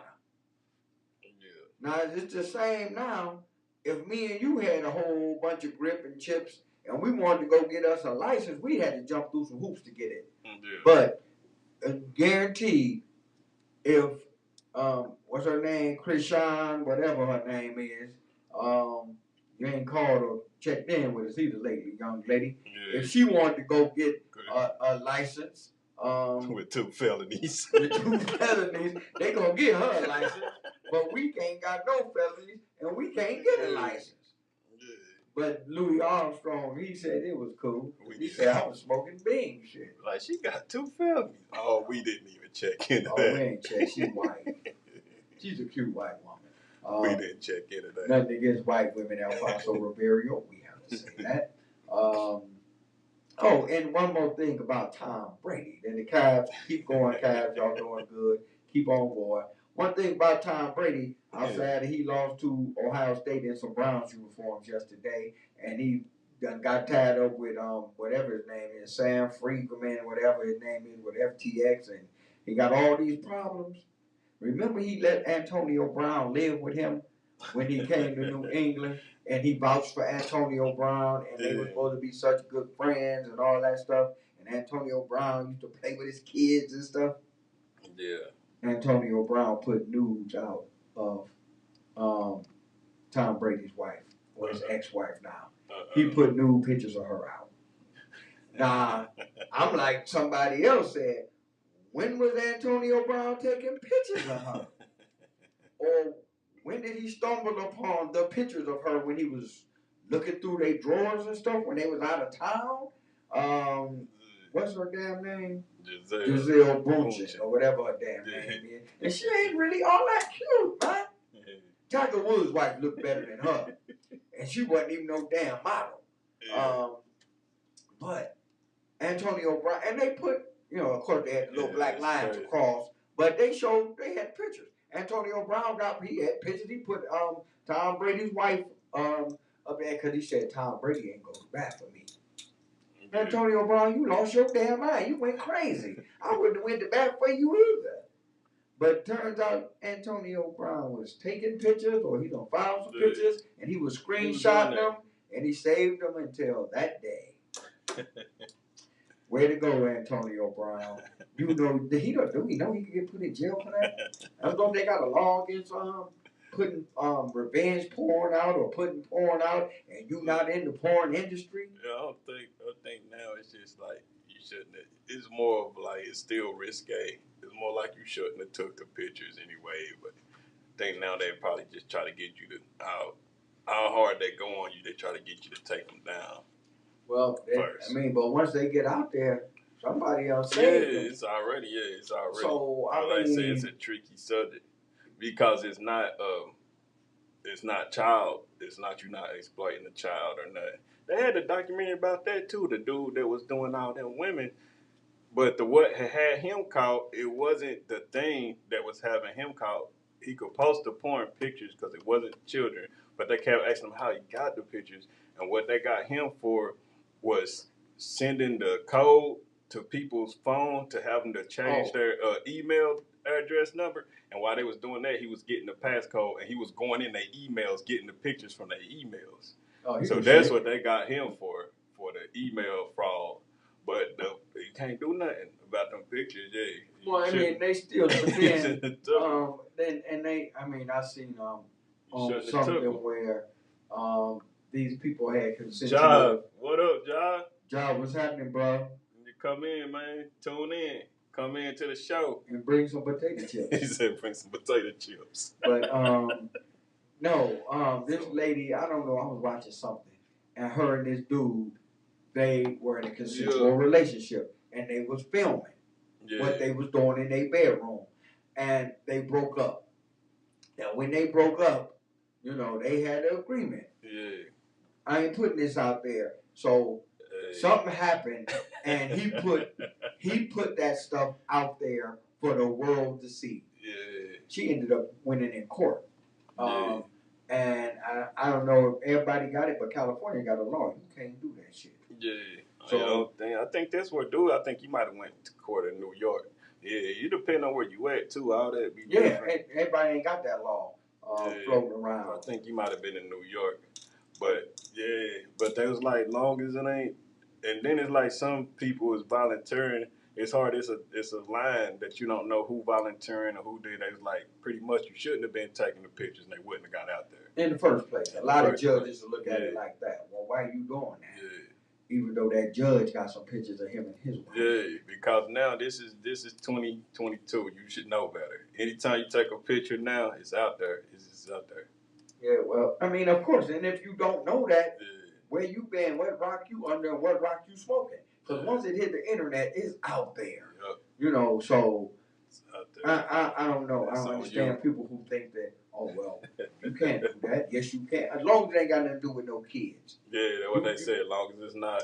you got something to do with some kids, like them high school kids, 17, 18 years old, and somebody take a picture, and they send it to this friend, and they send it to that friend, and they get all over the school. They prosecuting them kids for doing stuff like that. So, don't do it. That's all I'm saying. Roddy Ricch. Let's get to some good shit. Because all that other stuff we talked about was important. Watch the Louis Armstrong documentary, Black on Blues. Black and Blues, that's the name of it. Yeah. And Roddy Ricch, he was like this. It was a festival that he played, and he told somebody that I get 500,000. And they was like, you don't get no 500,000, Roddy. That's cap. No, he wants the name. He got 45 up front. Yeah. And he showed the check. And after the show, he showed the check in direct deposit. And I don't know if he... That one show, not every show. He said, that's cap. He got 455,000 after the show. Now, I mean, all I know is I'm like, damn, I ain't know you was that cold, bro. I know you from LA and you on And it that. depends on where the show was at too. And they said what festival it was that he played at. Oh, it was a festival. Cause I about to say, Yeah. if it's an arena show, you gotta pay. Oh no, he ain't. This was a festival. You gotta pay, like you gotta pay the security. If it's your own show, you gotta pay security. You gotta pay everything else. No, this was at a festival, and I can't think of the name of it. It might have been a festival overseas somewhere too. Yeah, now that I think it's about gotta be overseas. But he showed, he put it out there, and I'm like, damn, bro. Yeah, that's what they be trying to do, Cap. Now, like that's what they be doing. You're not doing that every week, bro. Well, Kodak Black ain't Cap. Kodak Black is still too. Kodak got a chain. His lawyer gave him a chain that say, "This is my lawyer information for if he get arrested." It's a diamond chain that say, "Just hold this chain." Yeah, and say, "My lawyer advised me not to speak without his presence." Like and it's got his phone number. Like when you used to get lost, and they used to put a damn note in your lunchbox. If you get lost, just pull this note out and give it to a stranger. The one that offered you some candy on the street corner the other day. Yeah, Kodak got a gold chain, a chain that would say, "Man, I seen that. I'm like, not to speak." No, my lawyer advised me not to speak until he's around. Kodak. That's why Kodak Black Coat. That's why he's just the best. Right now, I don't give a damn what nobody else doing. Kodak Black need a show. He need a show on Vice. He need a show on somebody's mainstream station. Revolt or something. Because VH1, put him on Bravo, something. MTV. Put him on something. This dude deserves a show, man. I guarantee y'all it's going to be the highest ratings y'all The highest ratings y'all ever had in y'all life. Because it's going to go word of mouth, and it's going to be on fire. Yeah. Oh, let me do this real fast, too, if I get to Yee. Because, you know, Yee, he been on his stuff, too. CBS Sports. It was a dude named Chick Hernandez, which he got to be Latino Hispanic, and Chris Walker. They was calling a Wichita State basketball game. And there's a kid, he plays for Wichita State. His name is Isaiah Poor, P-O-O-R, Bear Chandler. He is indigenous, he's Native American. He grew up on a reservoir. So, on a reservation, not on a reservoir, because I'll be the swim if you're on a reservoir.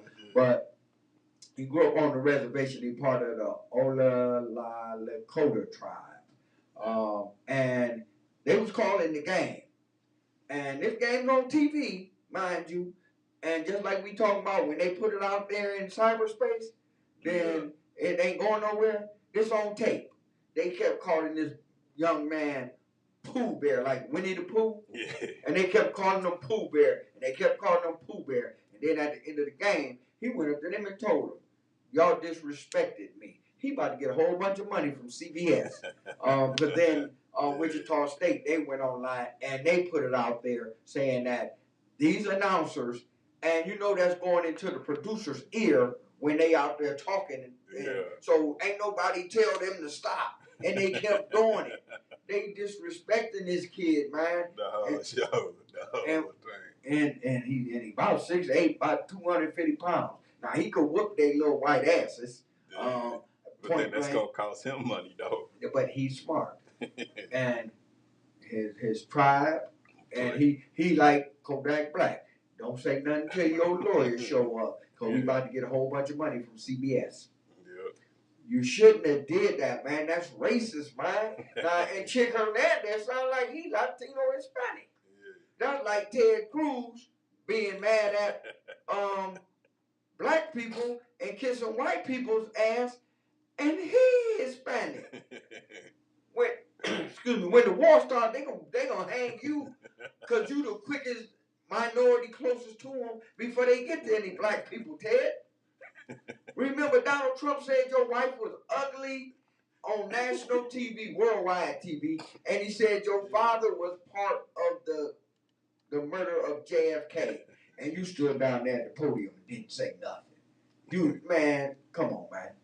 He ain't even no real Hispanic, because the real Hispanic would have said, "You talking that guala shit, Julian be talking, he'd have went down there and whooped Donald Trump's ass and said, I'm out of the race. But yeah, they Isaiah Porbear Chandler, man, he about to get paid, and them dudes from CBS, they should get fired immediately. Now move right along. We talk about races. Yee, he showed up down in Mar-a-Lago with Nick Fuentes. Donald Trump said, he said, I helped the young black man. He said he came down. He said, yeah. He said he came down and said he wanted a meeting alone. And he showed up with 3 other people that I didn't even know. Except for one person that I knew from politics. Lying ass Donald Trump. Now we know, don't nobody believe that, Donald. You got Secret Service, and they clearing anybody that come through there to get to you. They said Donald Trump did a toast to the dude for Fuentes at the damn party. That's Donald Trump be capping like Fat Joe. He be like really, I don't like why do they think we believe in these stories? Like he said, Donald Trump. Like how is Kanye moving like this where nobody don't know? Like come on, y'all be capping on Kanye. Like how did Kanye just show up with 3 other? You didn't know he had 3 other people with him. You seen them when they security cameras when they came on your damn property. Like, what do Kanye be doing? He just be appearing places? Like, what the hell? Like, he just coming out the Capitol. He just transformed like out of dust into Kanye. Now, it be funny, man. Y'all be trying to give Kanye a bad name. I mean, he is, y'all, if he ain't all the way there, but still quit trying to make him be something that he ain't. Y'all be I mean, first of all, and I say this, Donald Trump capping, lying, he full of shit. But Donald Trump know who Nick Fuentes is. Yeah. He know who he is. He know he a racist and an anti-Semite. So but he don't need to be with him, man. How come I can't make moves like this? How come I can't get just appear out of nowhere in the room? How can I not get to Mar-a-Lago and then I show up, say I won't meet you alone, but then I show up, I got Bub, Wax, and with me, but you didn't know. This whole time you ain't seen none of these people. And the only person you knew was Dreadlock. But you couldn't see none of these people until you got in the room and it took you by surprise. And y'all eating and y'all having dinner and y'all throwing loaves of bread at each other and you ain't seen nobody but Yee. And you talking about, I tried to help a black man. Man, get the hell out of here. Actually, Yee has some words for Vivica Fox, Joey Cracks, and Dave Chappelle. And Dave Chappelle told him, I don't want to hear that bullshit. I got Jon Stewart and Busta Rhymes. They will jump on you. But remember, Joey Cracks lied too. Talking about we need to give Trump a chance. Yeah, lying ass Joey Cracks. He said Joey Cracks ain't no good because Joey Cracks put their business out about coming to the hotel room when Kanye just appeared in front of his hotel room door. When he about to walk out and go sit up there with lying ass Jada Pinkett, Kanye just transformed out of the clear blue sky and standing there when he opened up the door. Joey Cracks lying. Now Vivica Fox, she just came out and said we need to cancel this dude. You know, go with the cancel culture type of thing. And he went off on her. She went off on 50 Cent too, which is good. And somebody need to go off on 50 Cent. But he got problems with them. Only person he ain't got a problem with is Antonio Brown. Yeah. Antonio Brown the one gonna get him locked up. Sony, they opened up their new London offices. Beautiful building. Beautiful. He's a rapper from over there in England. And his name Heady One. Yeah. They didn't say who the other rapper was, but he said they don't like each other because they both do drill music over in the black neighborhoods, Tottenham and Brixton in London. And he said they had an all-out brawl in the cafeteria. They had to call security and everything because these two dudes just started fighting. And they said they crews got to fighting, and they say, damn. This is the first week of Sony Music opening up their new shit in London. And the brothers drill rappers already drilling. They were tripping over there, they say. Oh, hell no. That was the name of the movie when Ice Cube was supposed to have been making. Yeah. And the major studio told him, you got to get vaccinated, bro, before we start shooting. And Ice Cube told him he wasn't taking that shit. He ain't taking no shot. He ain't doing this, that, and other. Cost his dumb ass $9 million. I'd took that damn shot for $9 million. Yeah. He came out. He was talking to Shannon Sharp in the Shay Shay room. He got his podcast called the Shay Shay room. Shannon Sharp. Get out the closet, man. You need to go on Shannon Sharp. That sounds real weak. Yeah. Real kind of feminist, female like Shay Shay. But yeah, Cube said. And ain't nobody told you that. None of your friends. Your own brother ain't tell you that, man. You ain't got no friends for real. Like, except for Skip Bayless, and he ain't gonna tell you. Yeah. But that ain't gonna work. Cube say they had a $9 million check, which was his pay for being in the movie. He was gonna be a co-producer. He told him no, because he said he wasn't getting vaccinated. He said, I'm going to wear a mask every day, and they told him you ain't getting that $9 million ever. August, what the boy name? August Agasinia, the one who was a minor, and what's her name? Lion Jada Pinkett raped him. So they got child sex laws in California. He came out the closet. He was out there with his boyfriend. You seen his boyfriend? They said it was, what's the name, though? That was like that was his boyfriend, but they was like that he was really out there seeing Jaden, and that's how it slipped up. What's the name? You ain't seen that one with the picture with him, and then he's got Queen Latifah in the background looking like that. That's like Queen Latifah I already knew on the meme. Yeah. I ain't see that picture. But that's what they was like. That's what they was like. They was like, yeah, that's been going on. Like, he was out there. And so that means Jada Pinkett knew the whole time. Yeah. I was saying he was out there. What they saying, they was like he was out there. That's the whole reason for him being out there. Because that's the whole reason for him being in their house and everything. Because it was like he was dating dude. Jaden on the yeah, of course. I mean, we ain't nobody that dumb. I mean, now that you mention it, it's not that hard to figure out. But it was on the type, we was good friends. But come on now. But, I was good friends with Jaden. And then you wanted to give me some. Yeah. Will was having problems. Yeah. And you heard Jaden in there screaming, and you wanted to see what he was screaming about. And then that's what they said. I'm surprised nobody didn't mention entanglement. That was the real entanglement, because the wheel didn't really have nothing to do with it. It was all the triangle was Jaden, Jada, Jaden, Jada, and August. That was the real. Like, Will Smith really wasn't even in the picture. Will Smith was out of town. Yeah. Let me see. Hitmaker. Yeah. He mad because what's the girl's name? Because she got low record sales. And now why every time somebody have low? I just was gonna ask you this too, because why every time the baby, anybody they got low record sales? Yeah. Why they all on everywhere talking about it's somebody else's fault? Yeah. Can you ever thought the music just was terrible? Yeah. Or your artist ain't no damn good? You just ain't how that you thought you was.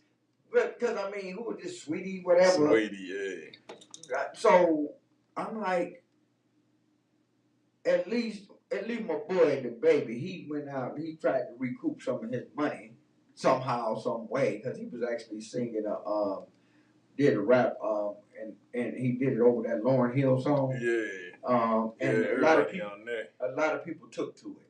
Yeah. Because it was pretty good. So he might kind of claw his way back to a certain level. Just keep them guns out your hand, brother. But this like the third person, excuse me, who had low record sales, and they blaming somebody else. Yeah. How you blaming somebody else? Because your music just... I ain't never really listened to Sweetie, but I mean, it is what it is. Well, I mean, she ain't Glorilla, so I'll flip through MTV. I flipped through channel. Only time you really even knew about her is when she was with old dude.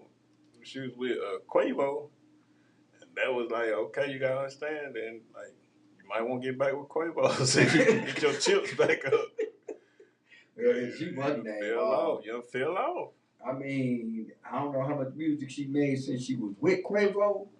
But your little thing, you had the little McDonald's thing, the little sweetie meal that you had at McDonald's. That was because of Quavo. You fell off, man. You just had to do like the baby did, make you a Instagram, keep it real with yourself. I fell off and then be laying on the ground. Say I fell off. Tell the truth to yourself, and then you'll keep it moving. That's why my boy gonna come back. So, but because long as you lying to yourself, your album sales still gonna be low. You gotta tell the truth to yourself. Well, she was the name, man. She need to get back with Quavo. You gotta say it out loud so you can hear yourself. Like, oh yeah, that's the truth. Well, that's when you admit. When you admit there's a problem, then you can start healing. Finding the solution. Yeah, heal from it. I fell off. I mean, the only person that still fell off, it happened. Like, yeah, and it happened, but like White Bill stood up in the meeting over there on the west side, and I was there, and what did he do? Yeah, get honest. He said, get honest. Yeah. And it's simple. I gotta find that picture of Queen Latifah though, bro. You done piqued my curiosity. But let's see. Let me see. Yeah, Joey Crack. I ain't got much Joey Crack today, but I got something for the people. Jill Scott won I Am a Celebrity. Yeah. Now, when I seen Jill Scott won I Am a Celebrity, I'm like, I thought Jill Scott already was a celebrity. Did she fall off? Yeah. But I was read on a little bit more, and I Am a Celebrity is a reality show in England, and Jill Scott is a dude. And it's spelled Jill. That's why I was like, huh? I was like, yeah, because Jill Scott done fall off. Jill Scott done been on, what's the name? It's hard to fall off if you done been on Law and Order. It's hard to fall off when you that big, because you going to break something. Yeah. Even though Jill Scott lost weight. Let me take that back. She was on Law and Order. Anytime you see her, she was on there with T now? Or she was on the other? Yeah, she was on one with Ice-T, beating up her, she was on one, she beat up her sister, was in a quadriplegic. She was beating her sister, abusing her. You from Philly, right? That ain't a good look, baby. Abusing that sister on a quadriplegic sister. Yeah, that was funny. I just had to say that because I was like, Jill Scott, I Am a Celebrity, and I kept reading. I read some more, and I'm like, oh, that's a reality show in England, and the dude spelled his name just like that, Jill Scott. Oh man. So hey, more power to you. She was hitting her with the soap and the sock game. Oh, that's the military game. Yeah, like the Full Metal Jacket game. Oh man, yeah. Was hitting her with the soap and the sock. They was like, "What's in the sock?"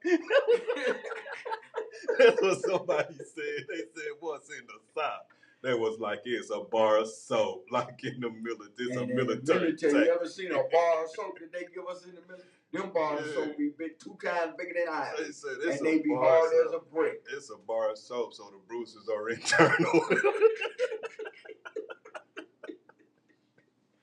And I have actually witnessed that happen. I actually participated in a couple of them. Sorry, I don't care. I ain't been out the military in a while. What you gonna do to me now?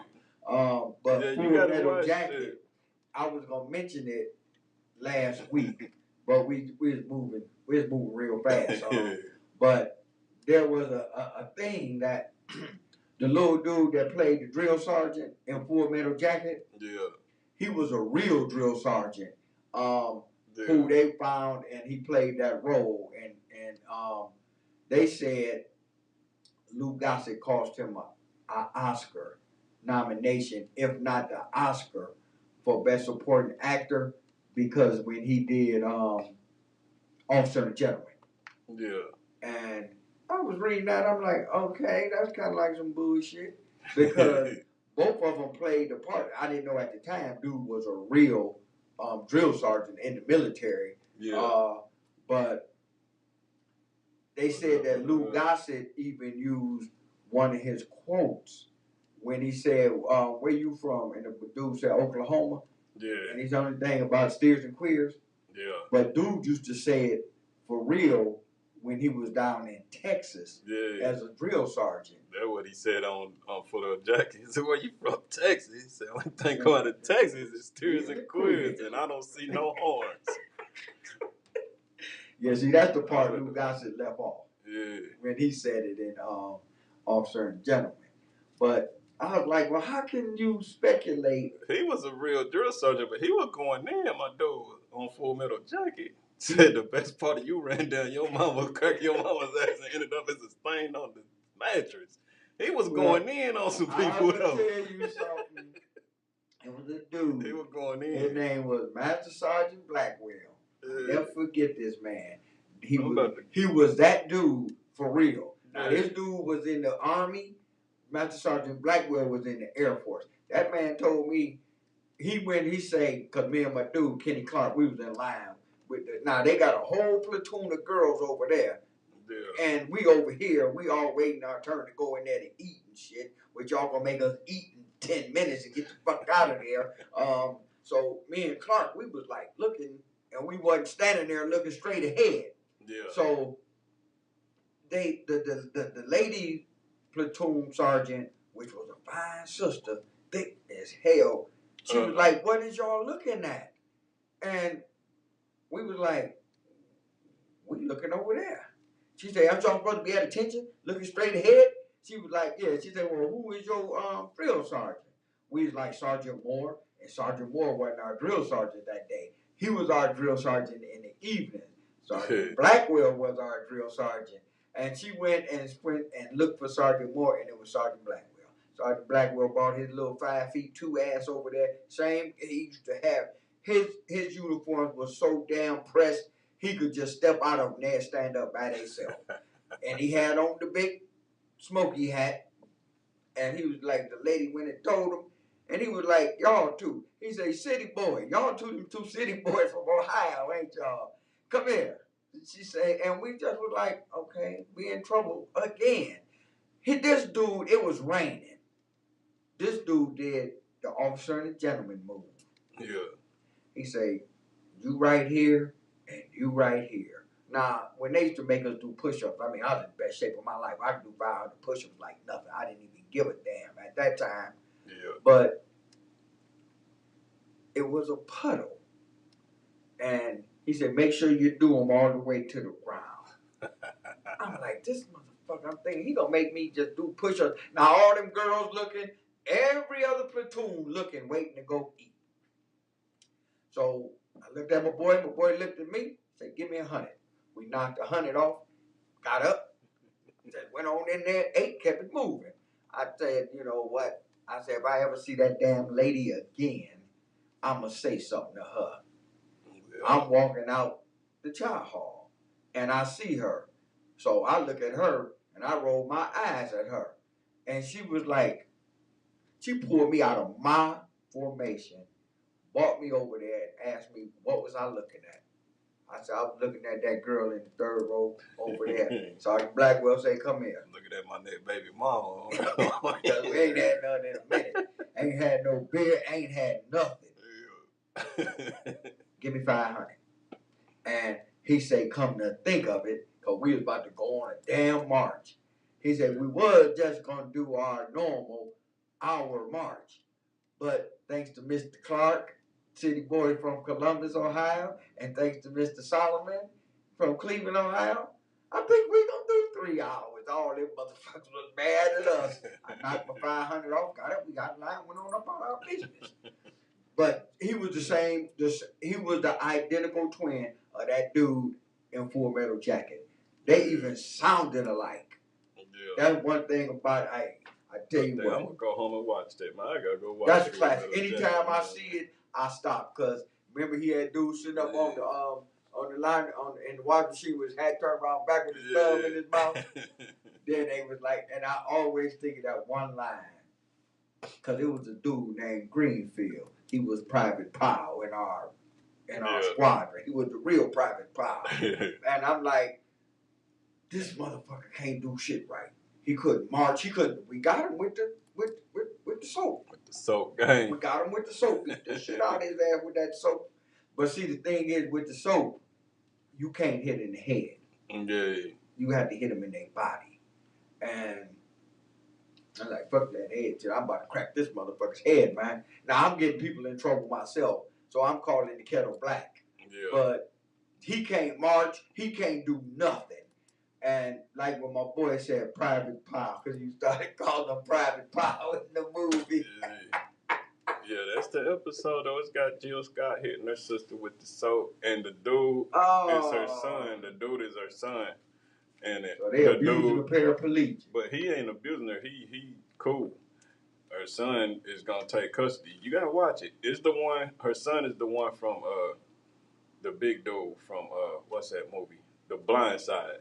Okay. Okay. Just got son, but he fighting pit bulls. He cleaning up. He ain't fighting pit bulls. The dudes is fighting pit bulls, and he cleaning up the dead pit bull body because that was like they found blood on his clothes. They try to put him in some shit. That's pit bull blood, dog blood. Yeah, it's a crazy episode, bro. We can check it out.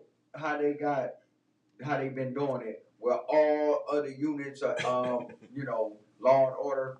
They all like each show is connected to each other. Yeah. And they've been doing that for like the last couple of weeks, I guess.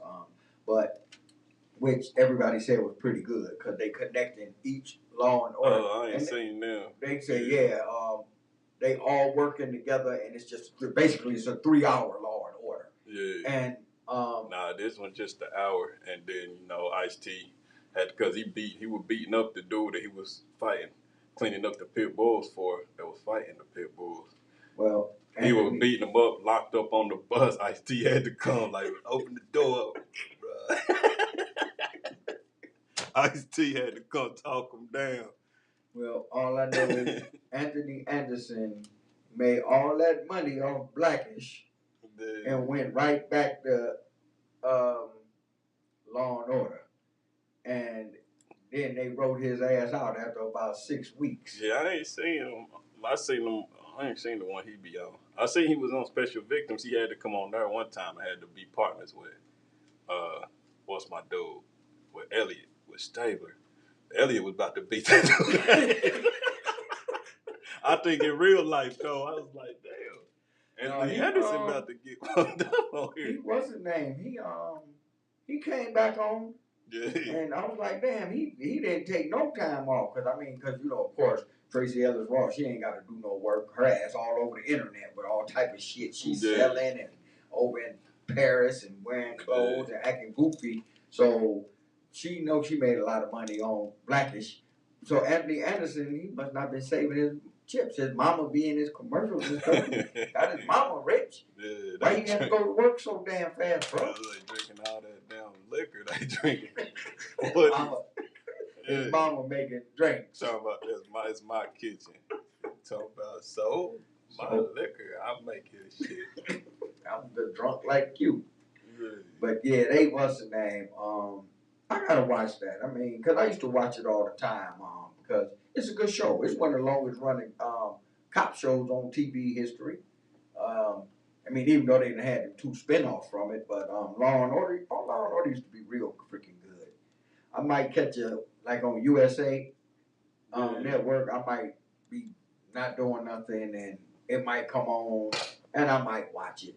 Yeah, that's what this one be on USA. Because you see a lot of people on Law and Order, and then a few years later, you see them in a big ass movie.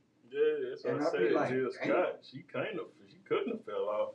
She was on Law and Order. Because that's where people, like you say, they be on Law and Order, then they be in the movie. Or just being on Law and Order get you more clout. Because it's one of the most watched freaking shows all time. Like Ludacris, Snoop Dogg, all them. I remember when Ludacris was on there. I ain't see Snoop Dogg on Law and Order. Yeah. I know him. I hope him and Ice-T wasn't on the same team. Yeah, no. Ice-T was fighting with Ice-T dude that he grew up with. Oh, what's his name? The dude that he was a rapper, but he was a fake rapper. The dude that be saying "Slit Small Liquor." The one. What's his name? Orlando. Dang, what's that dude's name, man? Dang, what's the dude's name? Slit Small Liquor. He was in that one movie with Eddie Griffin. Oh man, what's that fool's name? Orlando. It ain't Orlando Brown, is it? I don't think so. But I know who you talking about because he be on 21 words or less. Yeah. Sometimes. But he was a rapper, and he grew up with Ice-T, and that was like cool. But he had beef. Him and Snoop Dogg had beef. That was funny. That was funny, man. Yeah, he dude. I know you talking about his name Orlando, but he be on 21 Words or Less because I watched that show. And I think what's his name? He might have been in that one. Oh, he was in one. I don't know if it was that one, but he was in one of them, and they jammed him up getting a massage. I think it might have been that one. He was like, "Nah, I ain't gonna get to snitching. Y'all got, I ain't snitching, man. You got me messed up. 2 Chainz, 2 Chainz, 2 Chainz. It's like I ain't gonna get to snitching." No wonder why he get his clout because I mean, I seen when Ludacris was on Law and Order. Yeah. And that was a good one. Yeah, he done been on a couple of them. Yeah, he has been. Cause he's his wife's son. Yeah, he wasn't that. His ex-wife's one of her sons. Yeah, Luda, I seen him on there a couple of times. Yeah. He always in some shit. Yeah. But hey, y'all, we got to get out of here. We got some stuff to do. Yeah. The day is long, but this show is over. Thanks for tuning in. No Static Radio, the voice of the revolution. Tune in to somebody else's show, but tune in to this one too again. And tell a friend, tell an enemy. And if we offended anybody in any way, why don't we play Ludacris or 2 Chainz on the way out the door? Because Kodak Black, you can't play his shit without his lawyer being there, because that's what that chain is around his neck. Let's see where. Oh yeah, tell a friend, tell an enemy, tell somebody. Tune in next Monday, 2 to 4, No Static Radio, the Bub and Wax Show. Hustle Carter on the board. I'm Wax. There's no Bub, but we're gonna have a new co-host. It'll be a temporary co-host, but they coming in. So let's get it in. We going out with something. I don't know if we going out to hustle, but you can let the people know if we offended anybody in any way. We apologize. Tune in next week and we'll do it again. See you. Peace. Ooh boy. Try to find birthday song. Who's your boy? Luda ain't had no new music out there. Here we go. There we go. 2 Chainz. 2 Chainz and Kanye.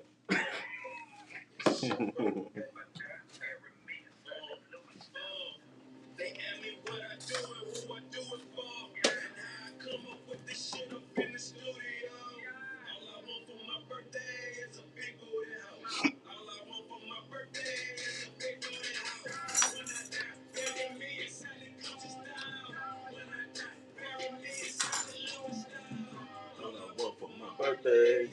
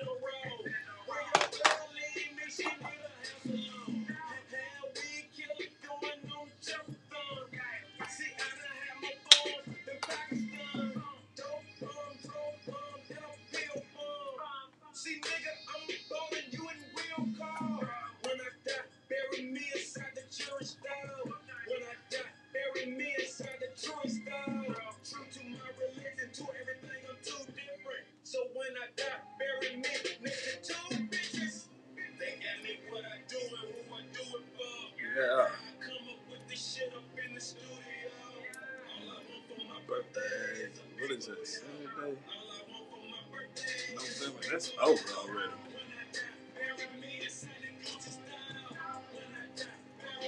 12. That's already over.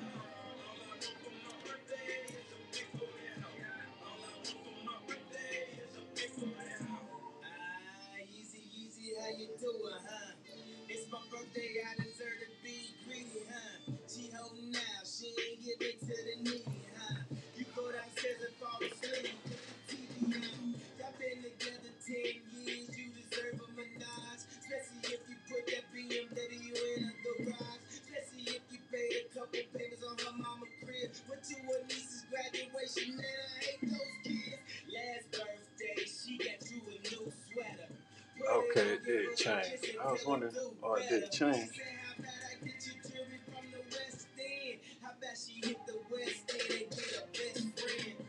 I'm joking, I'm just serious. I asked her, don't be acting like no actress. If we preaching, if we practice, don't be preaching. I don't know how to record it. Oh. Oh, okay. I could have recorded it from there. All right.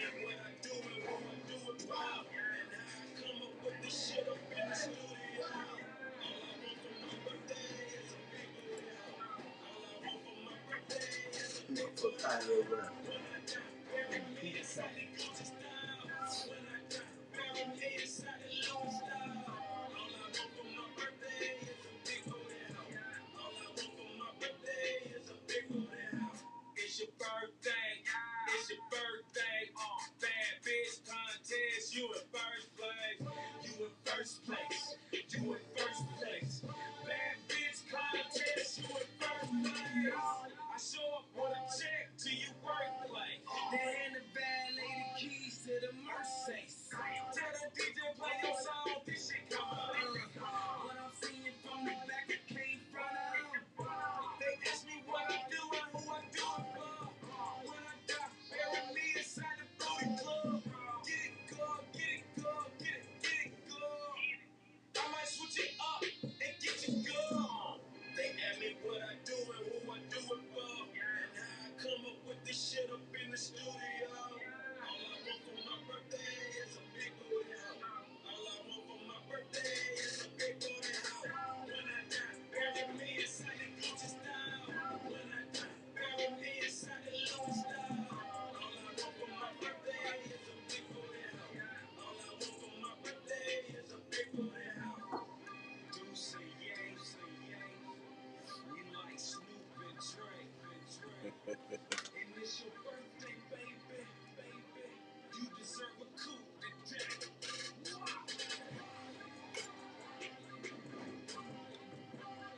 What this damn new board look like? Or new screen look like? Hmm. What this shit look like? Oh, it's got this. It's just got this whole different thing, like two different little screens.